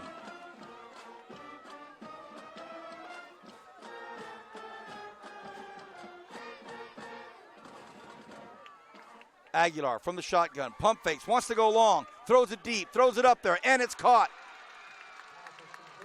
But is it picked off? Is it picked off? Oh, man, oh, man. Gallegos came down with the football in his hand.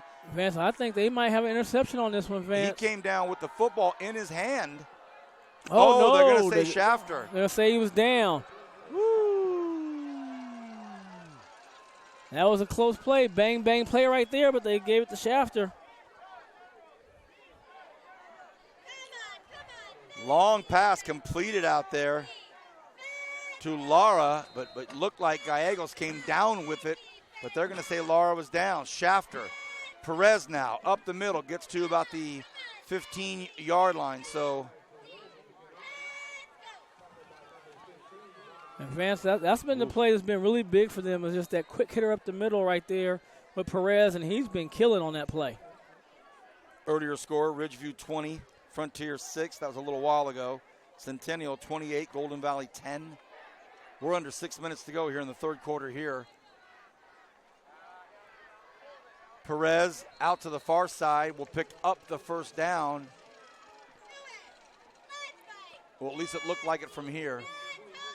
And Vance, I think what we're seeing with the Foothill defense now is fatigue. They've been out there for most of the third quarter.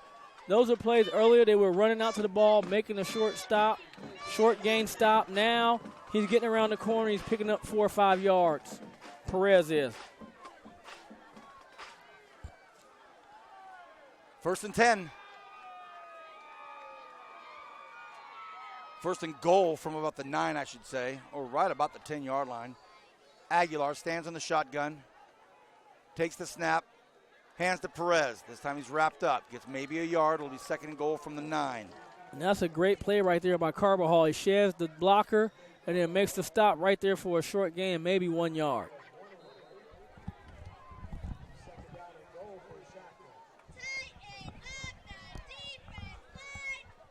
.5:25 to go here in the third. 2nd and goal. Aguilar pitch, a high pitch to Perez. Perez has to go up and reach for it.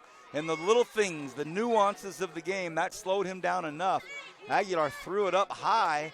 Perez had to go up and grab it, threw him off balance, and that split second gave the Foothill defense a chance to recover.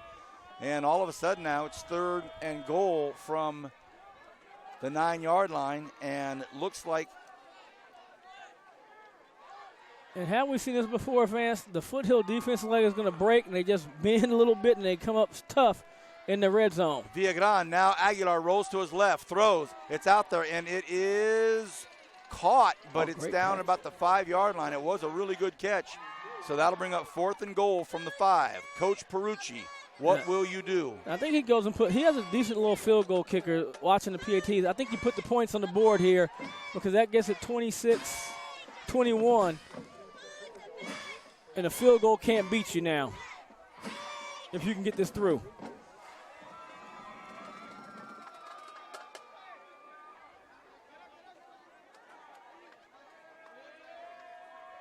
Here it is.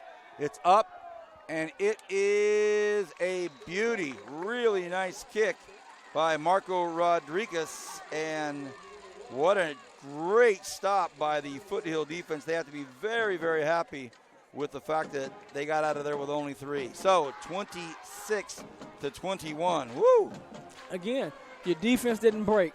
Because I think if Shafter scores right there, Vance, I think it puts Foothill in real danger in this game. Because right now the offense is kind of sputtering and they're not showing signs of that nice fluid momentum they had in that first half, that first quarter, really.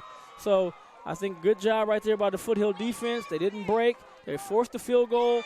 Now if they can score here, they put the touchdown, puts them up 27-26. They make the PAT, they're up 28-26. So good game so far. Let's see now what the Foothill offense can do. Can they answer and help the defense out? So with 4:21 to go in the third quarter, 26-21, Shafter on the road at Foothill, and they lead by 5, and now the Trojans will get the football back. Let's see if they can get something going. Gallegos back there with Henriquez, 2 dangerous runners.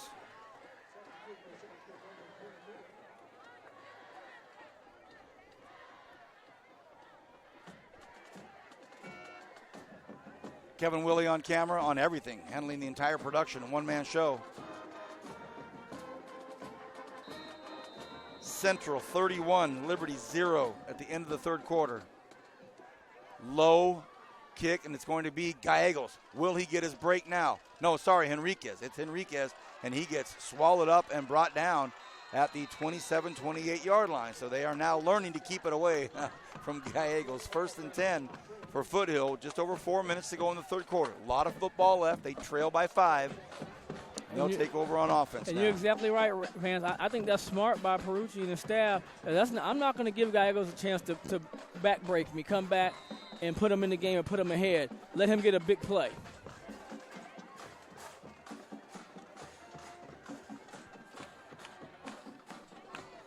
So here we go.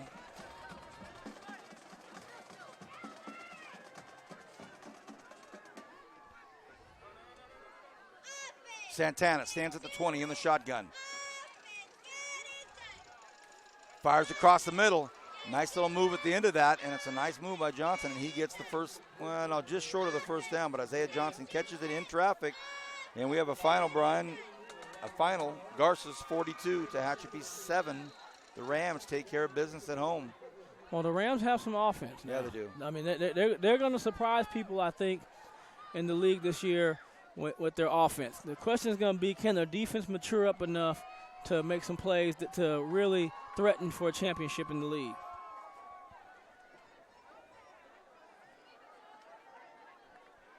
Second and 2, they say. Santana in the shotgun. Has Ward back there with him. Gallegos in motion. They give to Ward, but Ward hit at the line of scrimmage, able to keep the legs going.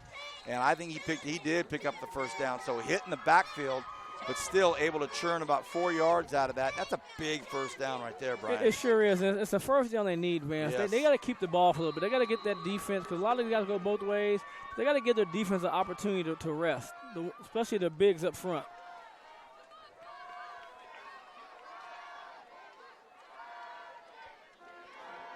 First and 10, ball's at the 36-yard line. Santana right behind center, has Ward behind him. Quick out over here to Gallegos, looking for some downfield blocking. Gallegos breaks through. Oh, what a strong runner. No wonder Coach Oliver's so high on him. Had 2 defenders waiting for him, and he took them both past the first down marker. And he's starting to cramp up, Vance. And I seen him earlier kind of stretching his legs out and bending over on the kickoff in the huddle. And this is a big loss for him if he's cramping up so bad he can't come back. And that's what happened at Arvin last week.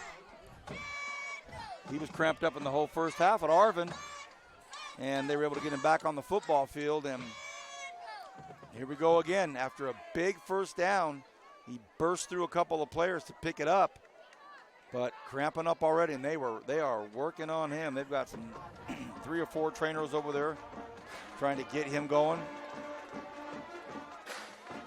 So after the first down with 2:56 to go here in the third quarter, the ball is still in Foothill territory at the 48. That's where Gallegos is laying down right now. And they're working that calf. Looks like it's his left calf. Yeah, it's his left calf they're working. And why don't you tell our viewers about that pain, what that's all about?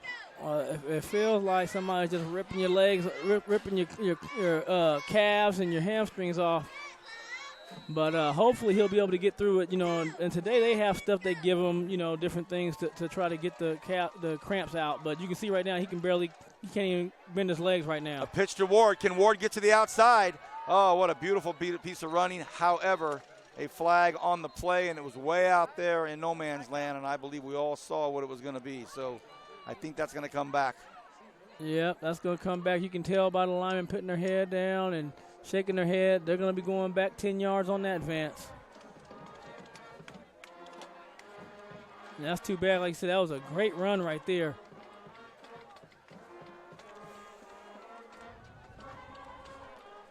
And Vance, right now, Foothill's offense, they didn't need that. They've been kind of struggling to have some continuity in their offense, so they really need to be clean on this. Now you're talking about a first down about 20 yards. And, again, except for that big play right before the half, the offense has not been as consistent since that first quarter. But right now, Santana's in the shotgun, taking the snap. Has a back going in motion to his right. He's going to look like he's going to keep it, cuts upfield, picks up about 3 or 4 yards there, gets the ball to the 40-yard line. But they need to get a good little chunk right here, Vance. They need to get about 10 or 12 yards to get back in position where third down is manageable. What a brutal penalty that was. Oh, that killed them right there because they were looking at second and about 6, and now they're second and about 16, 17. So tough play right there for the Trojans. Santana once again shotgun with Ward to his right. 2 receivers on each side. Good pickup by Ward.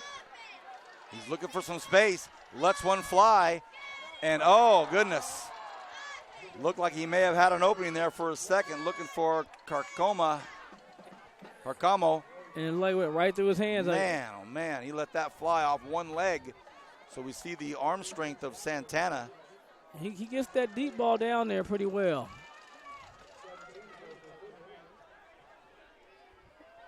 Going to have a talk right now with Coach Oliver right here, 3rd and 17. You don't want to force anything right here, Vance. If you have something, take it. If not, let your defense try to play. Punt the ball and play some defense. Maybe you can pin them down there with a good punt. But you don't want to take any chances, try to force something and let Shafter pick the ball, pick 6, or pick the ball and have great field position. 3rd and long. Santana wants to just get rid of it out to the far side. He puts it in the hands of Johnson, and he gets up to about the 50-yard line. So they get it to midfield, but they're going to have to boot this football. And a good. I like what the defense did. Soften up a little bit. Oh, yeah. You knew you had a lot of room. You've gotten beat early when you're playing a little too close. Give them some room and then close. Good open field tackle out there by the Shafter Generals. 1-on-1 makes the tackle, and that's Laura again who's going back. And, again, I would try to punt this away from him. I would not give Laura a good chance to return the ball. I just had one of those feelings, when you're watching games, even at home if you're a fan, where you think something's going to happen. And, once again, they're missing a player. So Foothill's once again missing a player, and you just take the penalty right here. No, just take the penalty. It's not a big deal. 5 more yards. You're going to put the ball down there about the 15, 20-yard line anyway. Just take the penalty. Don't rush and do something crazy. Good advice. They get it off, though. And let's see what happens. They punt it right to him. Takes it at the 12-yard line. Flag. 2 flags. Both officials saw it and threw it at the same spot. So with 37.5 seconds left in the third quarter on this return, there are 2 flags. And let's see who this is on. Scores 26-21. Really nice fourth quarter shaping up. How about this? Wasco scores late, now leads 21-17 with only 14 seconds left over North High School. And Ridgeview up on Frontier 33-7 at the end of the third quarter. So scores coming in from all over the county, and that penalty is going to be assessed against Shafter. So now Shafter will start at the 15-yard line, and 37.5 seconds to go here in the third quarter. And now can the Foothill defense do what the Shafter defense did in the second quarter, and that is keep them pinned down there and give yourself a chance for a short field opportunity for your offense.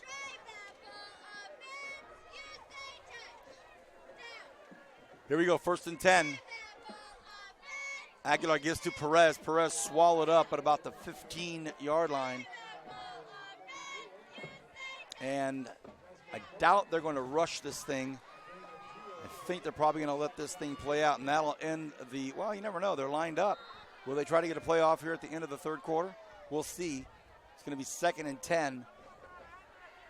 Coach Perucci says, nope, let's let it go. So, Brian? Vance, one of the things right now you got is a great game coming up. We got a big fourth quarter coming up with teams separated by 5 points. And, both these teams have done well tonight. I think they've played well respectively on offense, decently. There's some things they have to work on, but the fourth quarter is going to be a huge game. 2nd and 10. They're going to start over here on the west side of this Foothill Trojan football field. Brian, you've pulled away for a Friday night to be away from your family. I'm going to give you a great opportunity to say hi to your beautiful kids out there. What's going on? Kobe, also Cap Adams, Kaylee the Bug, Kyra Birdie. Dad, love you. Deanie, take care of them. You guys are all awesome. Team Adams. I know I was going to give you a little chance to say hi since I drug you out of the house tonight on a Friday night. I want to say hi to my family tonight. Hello, everybody, to Maria. How about Sophia and Ava, BHS Driller volleyball players watching right now down in Huntington Beach. 2-day tournament for the Drillers. My boys, Trinidad and Noah, they're somewhere in Joshua Tree in the desert doing yoga or stretching or listening to Bono and U2. Hey, to family and friends, we want to make sure we all as Americans take a time this weekend to really think deeply about what happened to us on September 11th. I know we were all touched by it. Makes us so very humble and proud to be in this great free country. So as we get into this fourth quarter, enjoy all of this in the Kern High School District Network. Well, I'll tell you what, B. Tough fourth quarter so early in the season for Shafter High School and Foothill High School. Shafter on the road, they lead by 5 as we start this fourth quarter. Big start here.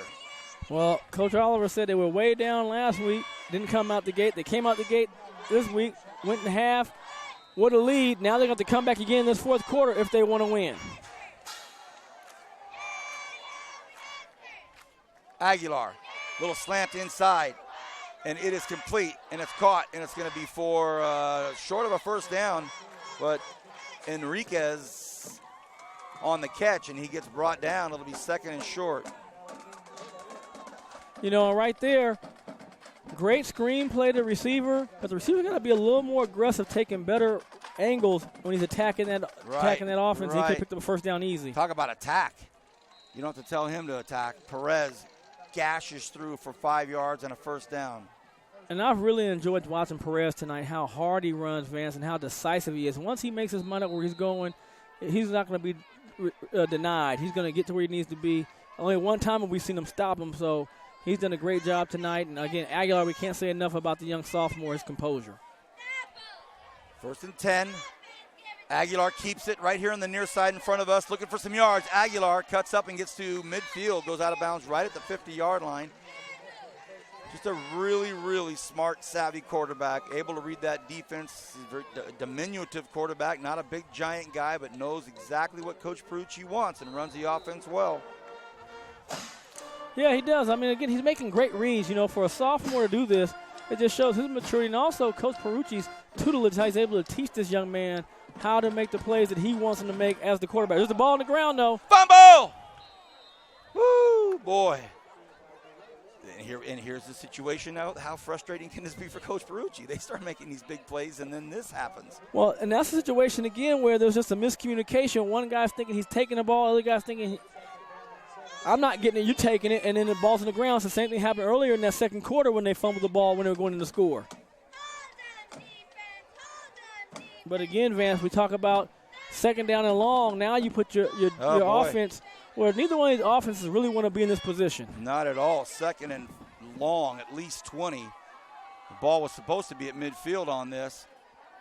Aguilar takes the snap, looks over here to the near side, floats it out there. Look out for the big hit. Milwee grabs it, comes down at about the 47-yard line. So, I thought we were going to see a bell ringer on that one. Matthew Milwee got away with it. Well, I thought it was a bell ringer or a pick six. It was going to be one of the two, but it was neither. And like I said, Milwee did a great job. He catches that ball, Vance, very well, knowing people around him, and he's not afraid. He just goes in there confidently, catches the ball, and picks up positive yardage. And now you put yourself in at least a chance with 3rd and 12. But let's see what the Foothill defense. I think they're going to play a little soft. Should be some openings. And stoppage of play for just a moment. The officials want to talk it over real quick. Want to have a quick discussion. And you know what? That gives me a chance to also have a quick little shout out to Gabby, Hallie, and Lisi. Some more BHS Driller volleyball players. They're looking forward to another big day volleyball tomorrow. And how about Chaminade coming up next Thursday to play your Drillers at Memorial Stadium? We're going to be there. How big of a game. Every student athlete at BHS is going to be up at Memorial Stadium when the Drillers host Chaminade. What a night. Here's a little screen pass out to the right side. Perez cuts up and gets it to about the 46-yard line. Not a bad play, but they needed a lot more. Here's an interesting call right here, Coach Adams. Well, Vance, I'm going to tell you, You got to punt this. In my mind, you got to punt this ball away. Foothill has not shown they can drive on you since early in the first quarter. Make their offense beat you. Again, Chaminade up here next Thursday. Powerhouse LA School coming to play the Drillers at Memorial Stadium. We will be there. I'm going to try to pull Brian out of the house one more time. They punt. Shafter will put this ball in the air. Perfect snap. Here comes the punt. It's a floater. And what kind of a bounce will it take? And, oh, boy, it goes all the way down to the 10-yard line. So couldn't have asked for a better scenario on that punt if you're Shafter. And I'm not convinced that Foothill's pleased at that execution. Well, you know what, Vance? Weird kind of a punt, though. It was weird. But it kind of went up high, but then it rolled. Sometimes when you got to be like a shortstop when you're out there as a return guy and kind of read the hops and read the roll and then try to attack the ball. See, I think he had time at that point to get it so it didn't roll that far and maybe get the ball and keep it around the 20-yard line and maybe get a chance to do a return. But you got to be able to read it like a shortstop. You got to be watching the ball, read it, and then attack it like a shortstop and try to get the little short hop and secure it, because now you got to go, 89 yards if you want to score. So we got a timeout on the field. Shafter calls that timeout. If you're just getting to your phone, just getting to your laptop, and somebody passed the word to you and said, hey, get on the Kern High School District's website. They've got a barn burner taking place over there at Foothill. They're right. I'm Vance Palm. I've got Kevin Willie to my right, handles all of our production. Brian Adams to my left. Brian Schaefer is the superintendent of the Kern High School District. Brenda Lewis is the assistant superintendent of instruction. Stan Green, the director of school support services, and Dean McGee, assistant superintendent of educational services and innovative programs. I'd like to thank the Kern High School District, PAV Solar and Communications, Kern Schools Federal Credit Union, Premier Lighting, and Tony's Pizza, sponsor of the player of the game. We're going to have to make a decision on that. And Brian's a driller. I'm an Arvin Bear. Kevin's a West High Viking. So legit street cred here on a 1st and 10. And he caught the ball on his knee. Had to go down to a knee to catch it, and that is Christian Cisneros. And Gallegos is trying to come back in, Brian. He's trying, but, he's stretching it out. But, let's see how far he can go. But those cramps are really catching up to him. 2nd and 1. So they got 9 out of that first play. Clock continues to tick. 8:26 and counting. Foothill trails by 5, and they've got 80 yards to get into that end zone. Field goal won't do it. Santana's the quarterback. Stands in the shotgun. He's at the 15. He wants to throw. He does. It gets out here, and a nice pass and a nice catch, and it's to the tough, hard-running Ray Carcamo. And Vance, I really like when he catches that ball, how hard he runs, and you want to tackle him, you got to bring a lunch pail. Well, I'm 6'5". I'd have to go way, way, way low. Officials time out here, and they want to talk it out. And they get him a sideline warning. Is that what they're doing, or somebody on the ground? Oh, somebody's on the ground there, Vance. Oh, they had a play. Oh, it's got Mark Como. He's the player that we were just talking about. Oh, yeah. So Carcamo goes down. Might twist his ankle a little bit there. Boy, he's useful for them as well. 1st and 10, under 8 to go. In motion. Oh, yeah, that's got to be a penalty right away. And they put 2 guys in motion, and now Coach Oliver wants to talk to Santana, and he's like, look, I've got 2 guys moving. And just as they're starting to make strides, and these are late strides with 7:47 to go. Well, the last drive they had, great run, a holding, puts them back, 1st and 20, offense sputters out. Here again, you're driving, now you're going to be 1st and 15. These aren't situations you want to be in when you're on this kind of with this team. You want to be in a situation where you can basically be in short distances. You want 3rd and 4, 3rd and 5, Vance. Opportunities where it's realistic for you to get up first down. And Brian, you want to dictate the atmosphere of this drive. You want to say, this is what we're going to do. This is how we're going to do it. They try to go to Ward again. Ward, that is the man. They want the ball to be in, the hands they want it to be in, as Ward picks up 9 right there. So that's beautiful. They went from 1st and 15 to now it's going to be 2nd and 7. So what a nice play there. And again, that's a situation where Ward really makes it happen for you. You know what I mean? I mean, it really was stuffed. But his athleticism, his ability to make guys miss, and then picks it up there for, like I said, about an 8-yard gain. Now you're in a situation where you can get yourself into a manageable 3rd down situation if you don't pick the first down up here. 7 minutes left here in this 4th quarter. Foothill trails by 5. Look out behind you. Look out behind you. Santana, he gets hard from behind. Fumble! Coach Oliver and those guys are going to say his knee was down. They're going to say his knee was down. They're saying no again. No. He's saying knee down. Fumble. They're saying no. And you know, again, tough night right now for Santana. You know, it's a second turnover right there on a fumble. And Jason's telling me now, hey, you got to feel the pressure. The guy's on you. He might be talking to the official, too, though. He might be saying his knee was down. But, I mean, it's one of those situations, man, it's just been opportunistic for the Shafter Generals. They've made some plays the second half. Ripping balls away, another fumble there. And I'm going to tell you, Vince, if I decide to pass, I'm going to go after Gallegos. You know, you got a guy with some cramps and he's trying to stretch him out. I'm going to take a chance on him. Yeah. And see if he can make a play, see if his legs can hold up. Here's a score with 7 minutes to go at Atascadero. Atascadero 7, Stockdale 21. Playing well, the Mustangs. Aguilar on a keeper, cuts back up into the middle of the football field. He decides to go down and sneak below those Foothill defenders to about the 23-yard line. Smart play. You know, and Vance, I don't believe Foothill can afford a touchdown right here. No. I think that a touchdown scored right here is almost going to put the game away. They just haven't shown any signs of life of really sustaining a drive and keeping the plays going to move the ball. Perez on the handoff, that sure helps to get another strong tackle out there by Murillo. Valentin Murillo is a really tough kid. And he's played well on both sides of the ball, Vance. Defensively, scoring a touchdown offensively. He has really come out tonight, and he's putting on a show. 6:20 to go here in the 4th quarter.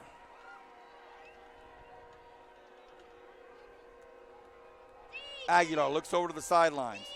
5 different coaches giving signals. Which one's the genuine one? Perez goes in motion, backwards. Aguilar in trouble, look out. They come after him, so on a 2nd and 10, they come after him hard, but that clock continues to tick, and let's not forget the Trojans only have 1 timeout left. And we talked about that earlier, Vance. That might come back to haunt them, and you had a situation again. You had to take the first timeout because they would drive. You need to compose your players. And then you got to call a timeout because 10 guys don't remember to call on the field, or, you know, and that happens. Again, you know, mistakes happen, and Shafter's taking advantage of them so far tonight. The mistakes of the Foothill Trojans. Milwee comes in tight, playing the slot, and he's the one that has the lead block for Perez to break free there. So, a flag on the play. Oh, boy. Milwee came over and got in the slot back there and made a really good block. That was not on him, that penalty. It was going to be further out here, stretched out. Well, that's going back 10 yards, Vance, and you can believe he's going to take that, and that's going to make this 3rd and long now for Shafter. Shafter's moving the football. What could have been a brutal first down, or at least some significant yardage on that, now comes backwards. So with 5:25 to go, this thing's not over, my man. Oh, no, it's not. And Vance, you know, both these offenses were prolific throwing the ball and putting all these yards up and scoring these touchdowns. But they're making mistakes here in this 4th quarter, both of them, where they're putting themselves in 3rd and long with the penalties. And like I said, we've seen more penalties in the last 2 quarters than we saw in the whole first half, not even close. And I got to tell you, these officials doing a really nice job tonight. They're not over-officious. Aguilar keeps it, looking for some extra yards, can't get them, not enough anyway, and gets down to the 20-yard line. So now we have a 4th and about 6, or 7 at least, 4th and 7. 5 minutes to go and counting. The ball's at the 20-yard line. You know, what you're talking about, a 37-yard field goal, but Vance, that big run right there allowed you to put a situation where you can go for it on 4th down. Right. It's 4th and 7. Huge play. Big play of the game right here. 4th and 7. Will they go hard count? Will they try to get somebody to jump? They do. Nobody does. Aguilar gives it to Perez. Perez trying to chew up some yards. Defense held. Oh, not Perez. My bad. That is Villagran. And he And you see who's coming out of there, Vance. I'll tell you this. Barraza's in there on the tackle. Yeah, big boys. So is Murillo. And they've just done a great job so far, Vance, on that front line, standing up right there and giving the offense a chance. 4 minutes and 36 seconds, Vance. Foothill has a chance if they can put something together, but they haven't shown signs of that so far. And that's what Coach Perucci is saying. Look, you got to come a long ways now. You've got to go 80 yards in 4.5 minutes. And the Shafter defense has played well, Vance. Absolutely. The second half, they played very well. Have not given up any points. Santana gets it quickly out here to Johnson. Johnson trying to get out, and he does get out of bounds. So with that much time, you do have enough time to take a couple of those. You can get a couple of those in there, but not the whole way. 4:31 left to go on the clock. Yeah, and again, stop the clock. And that's good, too, because like I said, you only have one timeout, so they have plenty of time. So this game could come down to the wire, Vance, to see who's going to make a play, the defense or the offense right now. Shafter's defense, Foothill's offense. Santana has Ward right next to him, but he decides to go to the other side again. And it looks like Cisneros cannot get free. Did he get enough of that first down? Yeah, I think he got enough for the first down. They're moving the chains there. They move them. The clock never started. I don't know if anybody noticed, but it was 4:20. Oh, well, okay. Yeah, first down. They got started now, though. Yeah, Coach Oliver saying, I'll take that all day long. So 26-21, Shafter leads. Foothill has the ball on their own 30-yard line on a 1st and 10, 4 minutes exactly as this ball is about to be snapped. In motion comes Cisneros. Santana takes the snap, rolls to his right, has to get rid of it. Cisneros takes the catch, but gets nowhere. The Shafter defense is going to give a little bit, but not too much. Clock is ticking. And great play right there by Barr, reading it, coming off his player and coming up and making it for that short gain. Great job by your corner. That's exactly what you want your corner to do. 3.5 left in the fourth quarter. 2nd and 4. Oh, the clock is racing if you're a Foothill fan. Yes, it is. I mean, they've gotten quiet. They were loud, but they're quiet now. Now they're pensive. They're pensive. Santana steps up in the pocket, but he's in trouble. He's got to get rid of it, and he does not. Not only does he not get the ball out in the air for a threat, but the clock continues to rumble. And great pressure right there, Vance, by Osorio and also Espinoza. Great pressure right there on the quarterback. Coverage was great down there. There was nobody open for him to throw to. 2:56, like you said, the clock is racing on the Foothill Trojans. They can't use a timeout right now. They need to really settle down here. 3rd and 9. They got 2 downs. They got to come up with a play. Santana steps back, wants to go long, hurls it up there, throws it up, and it is, dropped and a flag. Yeah, you can see that all day long. And it was right here in front of us, right below Kevin's camera. So that's a big play. And I know the Shafter contingency is not going to like it, Vance, but, I mean, he's making contact before the ball gets there. He has a chance to catch it. And there's nothing you can do, really. The ball was thrown short, and it happens all the time. And how about this for a consistent theme? Santana stood in there and took it hard. He got leveled after he threw the ball, just like he did with Johnson on the touchdown pass at the end of the first half. So 2:36 now. So the intrigue begins to build as the football is going to be placed down at the 45-yard line for Foothill. 1st and 10, 2:36 remains. What a football game here, week 3 for the Kern High School District. Hey, man, I'm saying, they're giving you a short route down here underneath. Santana floats one out here. Does he get out of bounds? Oh, what a beautiful play. Fantastic route, great pass, executed perfectly. Andrew Villegas gets out of bounds. We still have to discuss the Tony's Pizza player of the game, but no time left. I know, Vance. It's a tough call. Tough call. Game's not over. A lot of kids have played well tonight on both sides of the ball. Kevin Willie grinning. I see the smirk because you know you have 33% of the vote. I have 33% of the vote. And I know my Arvin math. Brian has 34% of the vote. So look out. 2nd and 1. Santana Here comes the blitz. They come after him. He's got men open. He throws it, and it's caught. Oh, what a beautiful catch. Santana, again, stays in there, rolls to his right, delivers a perfect pass, took a shot right in the middle of the chest, and look at this. And Gallegos, he's going on all guts and glory right now, fans. I mean, he's out there cramping up. He's running routes. He concentrates, catches the ball.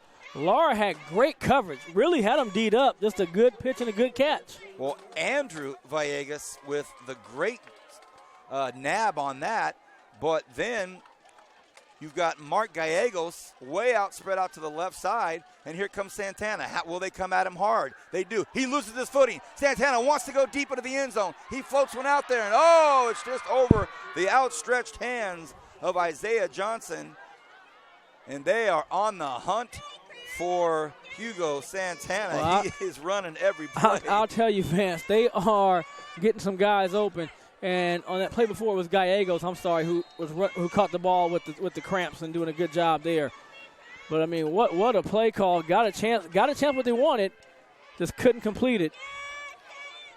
Here we go. They break out of the huddle. 2:15 to go here in this fourth quarter. 2nd and 10. They're at the Shafter 32-yard line. Santana right behind center. Hard count, gets him to jump. Tit for tat.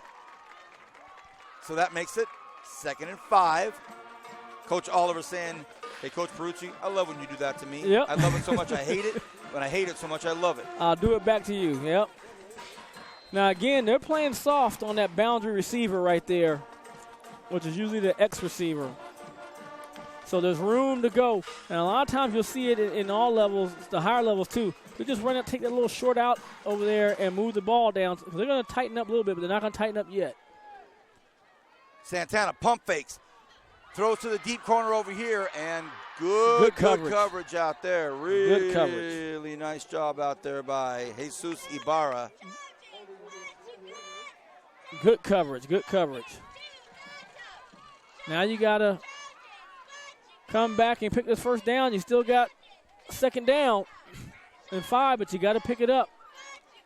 You took a couple shots, right? But now you got to pick your first down up and get out of bounds. So it's 2nd and 5, as you just said, Brian, and Gallegos comes over again. He is limping over again. His right foot is just completely cramping up. The trainer's over there. He's saying, hey, can you help me? Oh, there's a penalty, a holding call on the Trojans. Oh, my goodness. Oh, boy. And lost in all of that was a penalty call on the Trojans. So now it's 2nd and 18, it looks like. Goodness, Santana takes the snap. Shafter not coming at him hard. Santana throws one up, and he's leveled, and I mean drilled into the grass. A huge hit out there by Jacob Espinoza. Espinoza just put Santana right in to the 45-yard line. He's talking to Coach Oliver right now, and he is saying, okay, Coach, I think so. Yeah, you're right. I think I'm all right. Woo. I would have liked to see. They still 3rd and 15. Yeah. They still can go across the middle. I think they still can take some and chunk this off. I don't think they have to get all 15 on one play, but let's see what they try. Look who's in the backfield with him. Ward. Could it be a little screenplay to get him free? Santana overthrows his intended receiver out there, Christian Cisneros, and now they're jammed up on a play, and the officials are hearing it from Coach Oliver. I think he thinks his receiver was held out there on the flatland. But now here it is, 4th and 15, Brian. We're in a situation now where they've got to get it. You know, man, there's a couple things you can do. You know, you can run one guy deep and try to come underneath for the other guys. Coach Perucci's going to call a timeout and talk to his defense. But I want to get something where I give myself a chance to get the ball. Look deep, and if I can't go deep, then see if I can pick up the first down and throw a deep out off about 17 yards downfield. But the offensive line's going to have to hold up. And right now, the Shafter General's been putting pressure on them the last two plays. Whoa, this beautiful late summer breeze coming off the railroad tracks, wafting over to Foothill High School. Kevin, fantastic job tonight, my man. Just a superior job on camera capturing these moments out here at Foothill High School. This game will be archived on the Kern High School District website For those of you watching this, family members, friends, fellow student athletes, administrators, you want to watch this great game, just go to the Kern High School District. It's archived, and you'll be able to watch it. And this has been a fabulous game. Here it is, 4th and 15. Well, Vance, this is it right here. This is the game. Pretty much. They don't get a first down, you can cancel it. Santana takes the snap. Ward with a good block. He throws it out there, and it's picked Pick off. six. Uh-oh. Uh-oh. Will Ward catch him? Will Ward catch him? He caught him. Good save. He caught him big time. But big hit by Ward, but that's all right. It was picked off out there. A big interception by Marco Rodriguez, the sophomore DB. And as Santana went down hard again, overthrew it, and again they were just really intentional and really bent on going out to that flatland out there. And that one he just threw. I mean, that one right there, Vance, he didn't have a receiver anywhere really close to where he threw the ball. He just chunked that one and chunked that one in the arms of a Shafter General, and that's going to be game time right there. Well, 1:43 left, only one timeout. There's not much the Trojans can do except try to get a turnover, like strip a ball when they're running the ball. 1st and 10. Aguilar, the sophomore quarterback, will take the snap. Hands it to Perez, and Perez just busts through, and that pretty much is it. So Nick Perez, the senior running back, emphatically puts an exclamation point at the end of this football game. And Vance, you know, we talked about all the treasures in the chest coming up, but it's been the senior who's been the stalwart tonight for this offense, running the ball and just really attacking the Foothill Trojan defense. Oh, you're absolutely right. Here's the PAT. Rodriguez puts it up, and it's through. So you've got a 33-21 lead right now for Foothill with 1:37 to go. Flag on the play.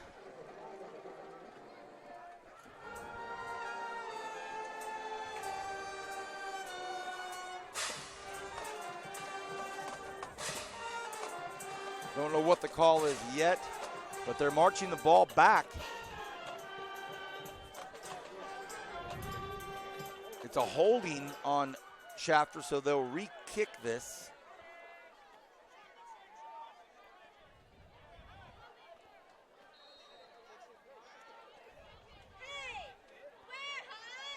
Well, I still think he can make it. Yeah, well, a 30-yarder now, so Marco Rodriguez says, okay, let me get a shot at this one from back here. Just a high snap, and really good job by the holder. Put that up and down, boy. So Steve Perez, the senior, the holder, grabbed it, put it down there, and that was a real quick kick. So with 1:37 to go, 33-21, because of timing issues, we do need to start discussing who we think the player of the game might be. Do you have a microphone? All right, Kevin, turn your mic on. Brian, you have 34% of this. Kevin and I have 33. Kevin Willie, Director of Production here. I probably got way too much percentage from my experience. All right, hold on, Kevin. As many games as you've seen with us, Kevin, you got all right, so more than enough. So Brian's come out of the gate with Nick Perez, number 5, the running back who just scored that last touchdown. I don't have stats with me now. He's got to be well over 100 yards. 3 touchdowns, I think, or a big part of it. So I'm just going to throw that out there. That's what Brian thinks. Well, I think I'm going to put the pressure on you, Vance, because, I mean, both of them, Aguilar and Perez, they're the contenders. But I think I have to go with the fact that he's only a sophomore, and he's done some really mature plays tonight. I mean, he's thinking up there. So I'm going to go the opposite of Brian, and I'm going to say Aguilar. And put all the pressure on Vance. How in the world did this – hold on. All the pressure is supposed to be on the color commentator. We went 33, 33, 34. All the pressure is supposed to be on the color commentator. Hey, Kevin, thanks. Look, that's the last time you'll ever have the mic. That didn't work out. That didn't work out at all. That was awesome, Kevin. That was awesome. Here's the kickoff. Foothill takes it at the 17-yard line. Can they make something happen here? He burst to the middle. Oh, almost got free there, too. So Foothill's about to say, hey, That's Elwin Enriquez. You guys are going to, and now another flag coming late, and that is going to be on a Foothill player. There's going to be some kind of conduct. Yeah, that's the player misconduct. That's going to be 15 more yards. Coach Oliver will not stand for that, and whoever these flags are going on, they're going to pay. They're going to pay. I will have to say I was afraid Foothill was going to score that last series, and I was going to have to rethink everything. Okay, so give us some thoughts on Nick Perez, Brian. What I liked about Nick Perez today was just how aggressive he ran the ball. When they needed big plays out of him, he came through, whether it was catching the ball, going upfield, picking up first downs. And again, Aguilar did a great job. Like I said, sophomore, made great decisions. But I think without Nick Perez's establishment of really running hard up the middle, a lot of things that he was able to do would not have happened tonight. Kevin, final thoughts to wax eloquence on your choice. Well, I think I'm gonna make it unanimous, though. I think he's a senior and he played both sides of the ball, and I saw him come out of some of those piles playing defense as well. So very good. Thank you both, gentlemen. 1:31 left here in the fourth quarter. Santana, they're going to go a draw play. Nice, good, hard run out there by Valentin Mario. So they move the sticks. The score's 33-21. Kevin, next week will be up at Memorial Stadium. Chaminade coming up to play Bakersfield High School. You're a West High Viking, BHS driller right here. I'm an Arvin Bear. Great to see high school football being played up at Memorial Stadium. Now, when I play, that's where you wanted to play. If it was over at BC, you were big time. Interception. It's picked off. It's going to be Shafter football, so that'll about do that. Kevin, big game at Memorial Stadium next Thursday. I'm excited. I haven't actually been up there in a long time. All right, well. Even if it is BHS. Man, how about the BHS West games back in the day? They were fun, especially when we played them, because I didn't lose to them. All right. Some last-minute smack talk between our production director and the color commentator. All right, so, Kevin, thank you. Appreciate everything you've done for us tonight, getting us out and about with sound and all visuals. Appreciate all that you do, Kevin. Brian, thanks for being here. We'll close up in a minute here. Oh, thank you for having me, and I want to thank Stan Green and everybody here from the high school district, Brian Schaefer, Brenda Lewis, Dan McGee. I had a great time. Kevin, good being with you again, and really made it a nice evening for me. Our Tony's Pizza player of the game, who will receive a $20 gift certificate to any Tony's Pizza in Kern County. And you know what's funny about this? Tony, when he made these for me, he said, Vance, okay, because he had one that had Shafter, the Shafter address. That would have been apropos. Yep. So this nice T-shirt and this $20 gift certificate going to the senior running back and DB. Unanimous vote, Nick Perez. I'll go down and make the presentation at the end of this. So that's going to do it, 33-21. And Shafter with a big win. First of all, Brian, come over here and we'll get in the shot. We can talk for a minute. Overall, let's talk first about Foothill Trojans, what you saw tonight and what's in store for this 2016 season. Well, what I saw with Foothill is that the defense showed up tonight. That's been the thing people were talking about. The defense wasn't as good, but the defense came out and played. They could have played a little bit better offense. I thought they got out of rhythm, and that's because Shafter took them out of rhythm, making some big plays when they needed to. And I think Foothill has a lot to look forward to. I think they're going to be competitive in their league and get a chance to see what they can do as they go forward. But I think they're going to grow from this experience and keep moving forward. Coach Perucci and his coaching staff peeling off now to have a quick chat with their generals. Tell us about Shafter. I think Shafter came out here, made the trip, 30 miles away, and they changed in the second half. Their second half dominance is what won the game. They were able to not only dominate offensively, starting that first series, like you talked about, ran off 4 or 5 minutes, slamming the ball up the middle on the running game, and then they came back with their defense making big plays. Defense had 4 turnovers in the second half. Chaminade comes up to play your Drillers next Thursday night at Bakersfield College Memorial Stadium. Boy, it doesn't get much better than that. Well, I think that's what Coach Golos wanted to do, similar to what Coach Preston did, and that's play the big-time schools and put our program in a position to compete with these places and say, hey, we can play too, and we're not afraid to compete. And I think it's going to be a great game. And the Drillers this year are looking pretty good, so let's see if they can keep it rolling next week. I'm going to cut right in front of you, a major faux pas on camera because I need to get my schedule out here. We have Bakersfield College are going to be hosting the Drillers in Chaminade. And then the week after that, it's going to be Clovis at Stockdale High School. I mean, the night after that, sorry. Let me back up on that. Next Thursday night, Chaminade at BHS being played at Bakersfield College. The very next night, Clovis comes down to play at Stockdale. So next Thursday, Friday, a powerhouse football weekend on the website for the Kern High School District. For Stan Green and everybody else, for Kevin Willie, thank you, Kevin. Brian, it's great to see you, buddy. Good what to a see fun night. I'm Vance Palm. Have a great, safe weekend. And again, in remembrance of 9/11, God bless America.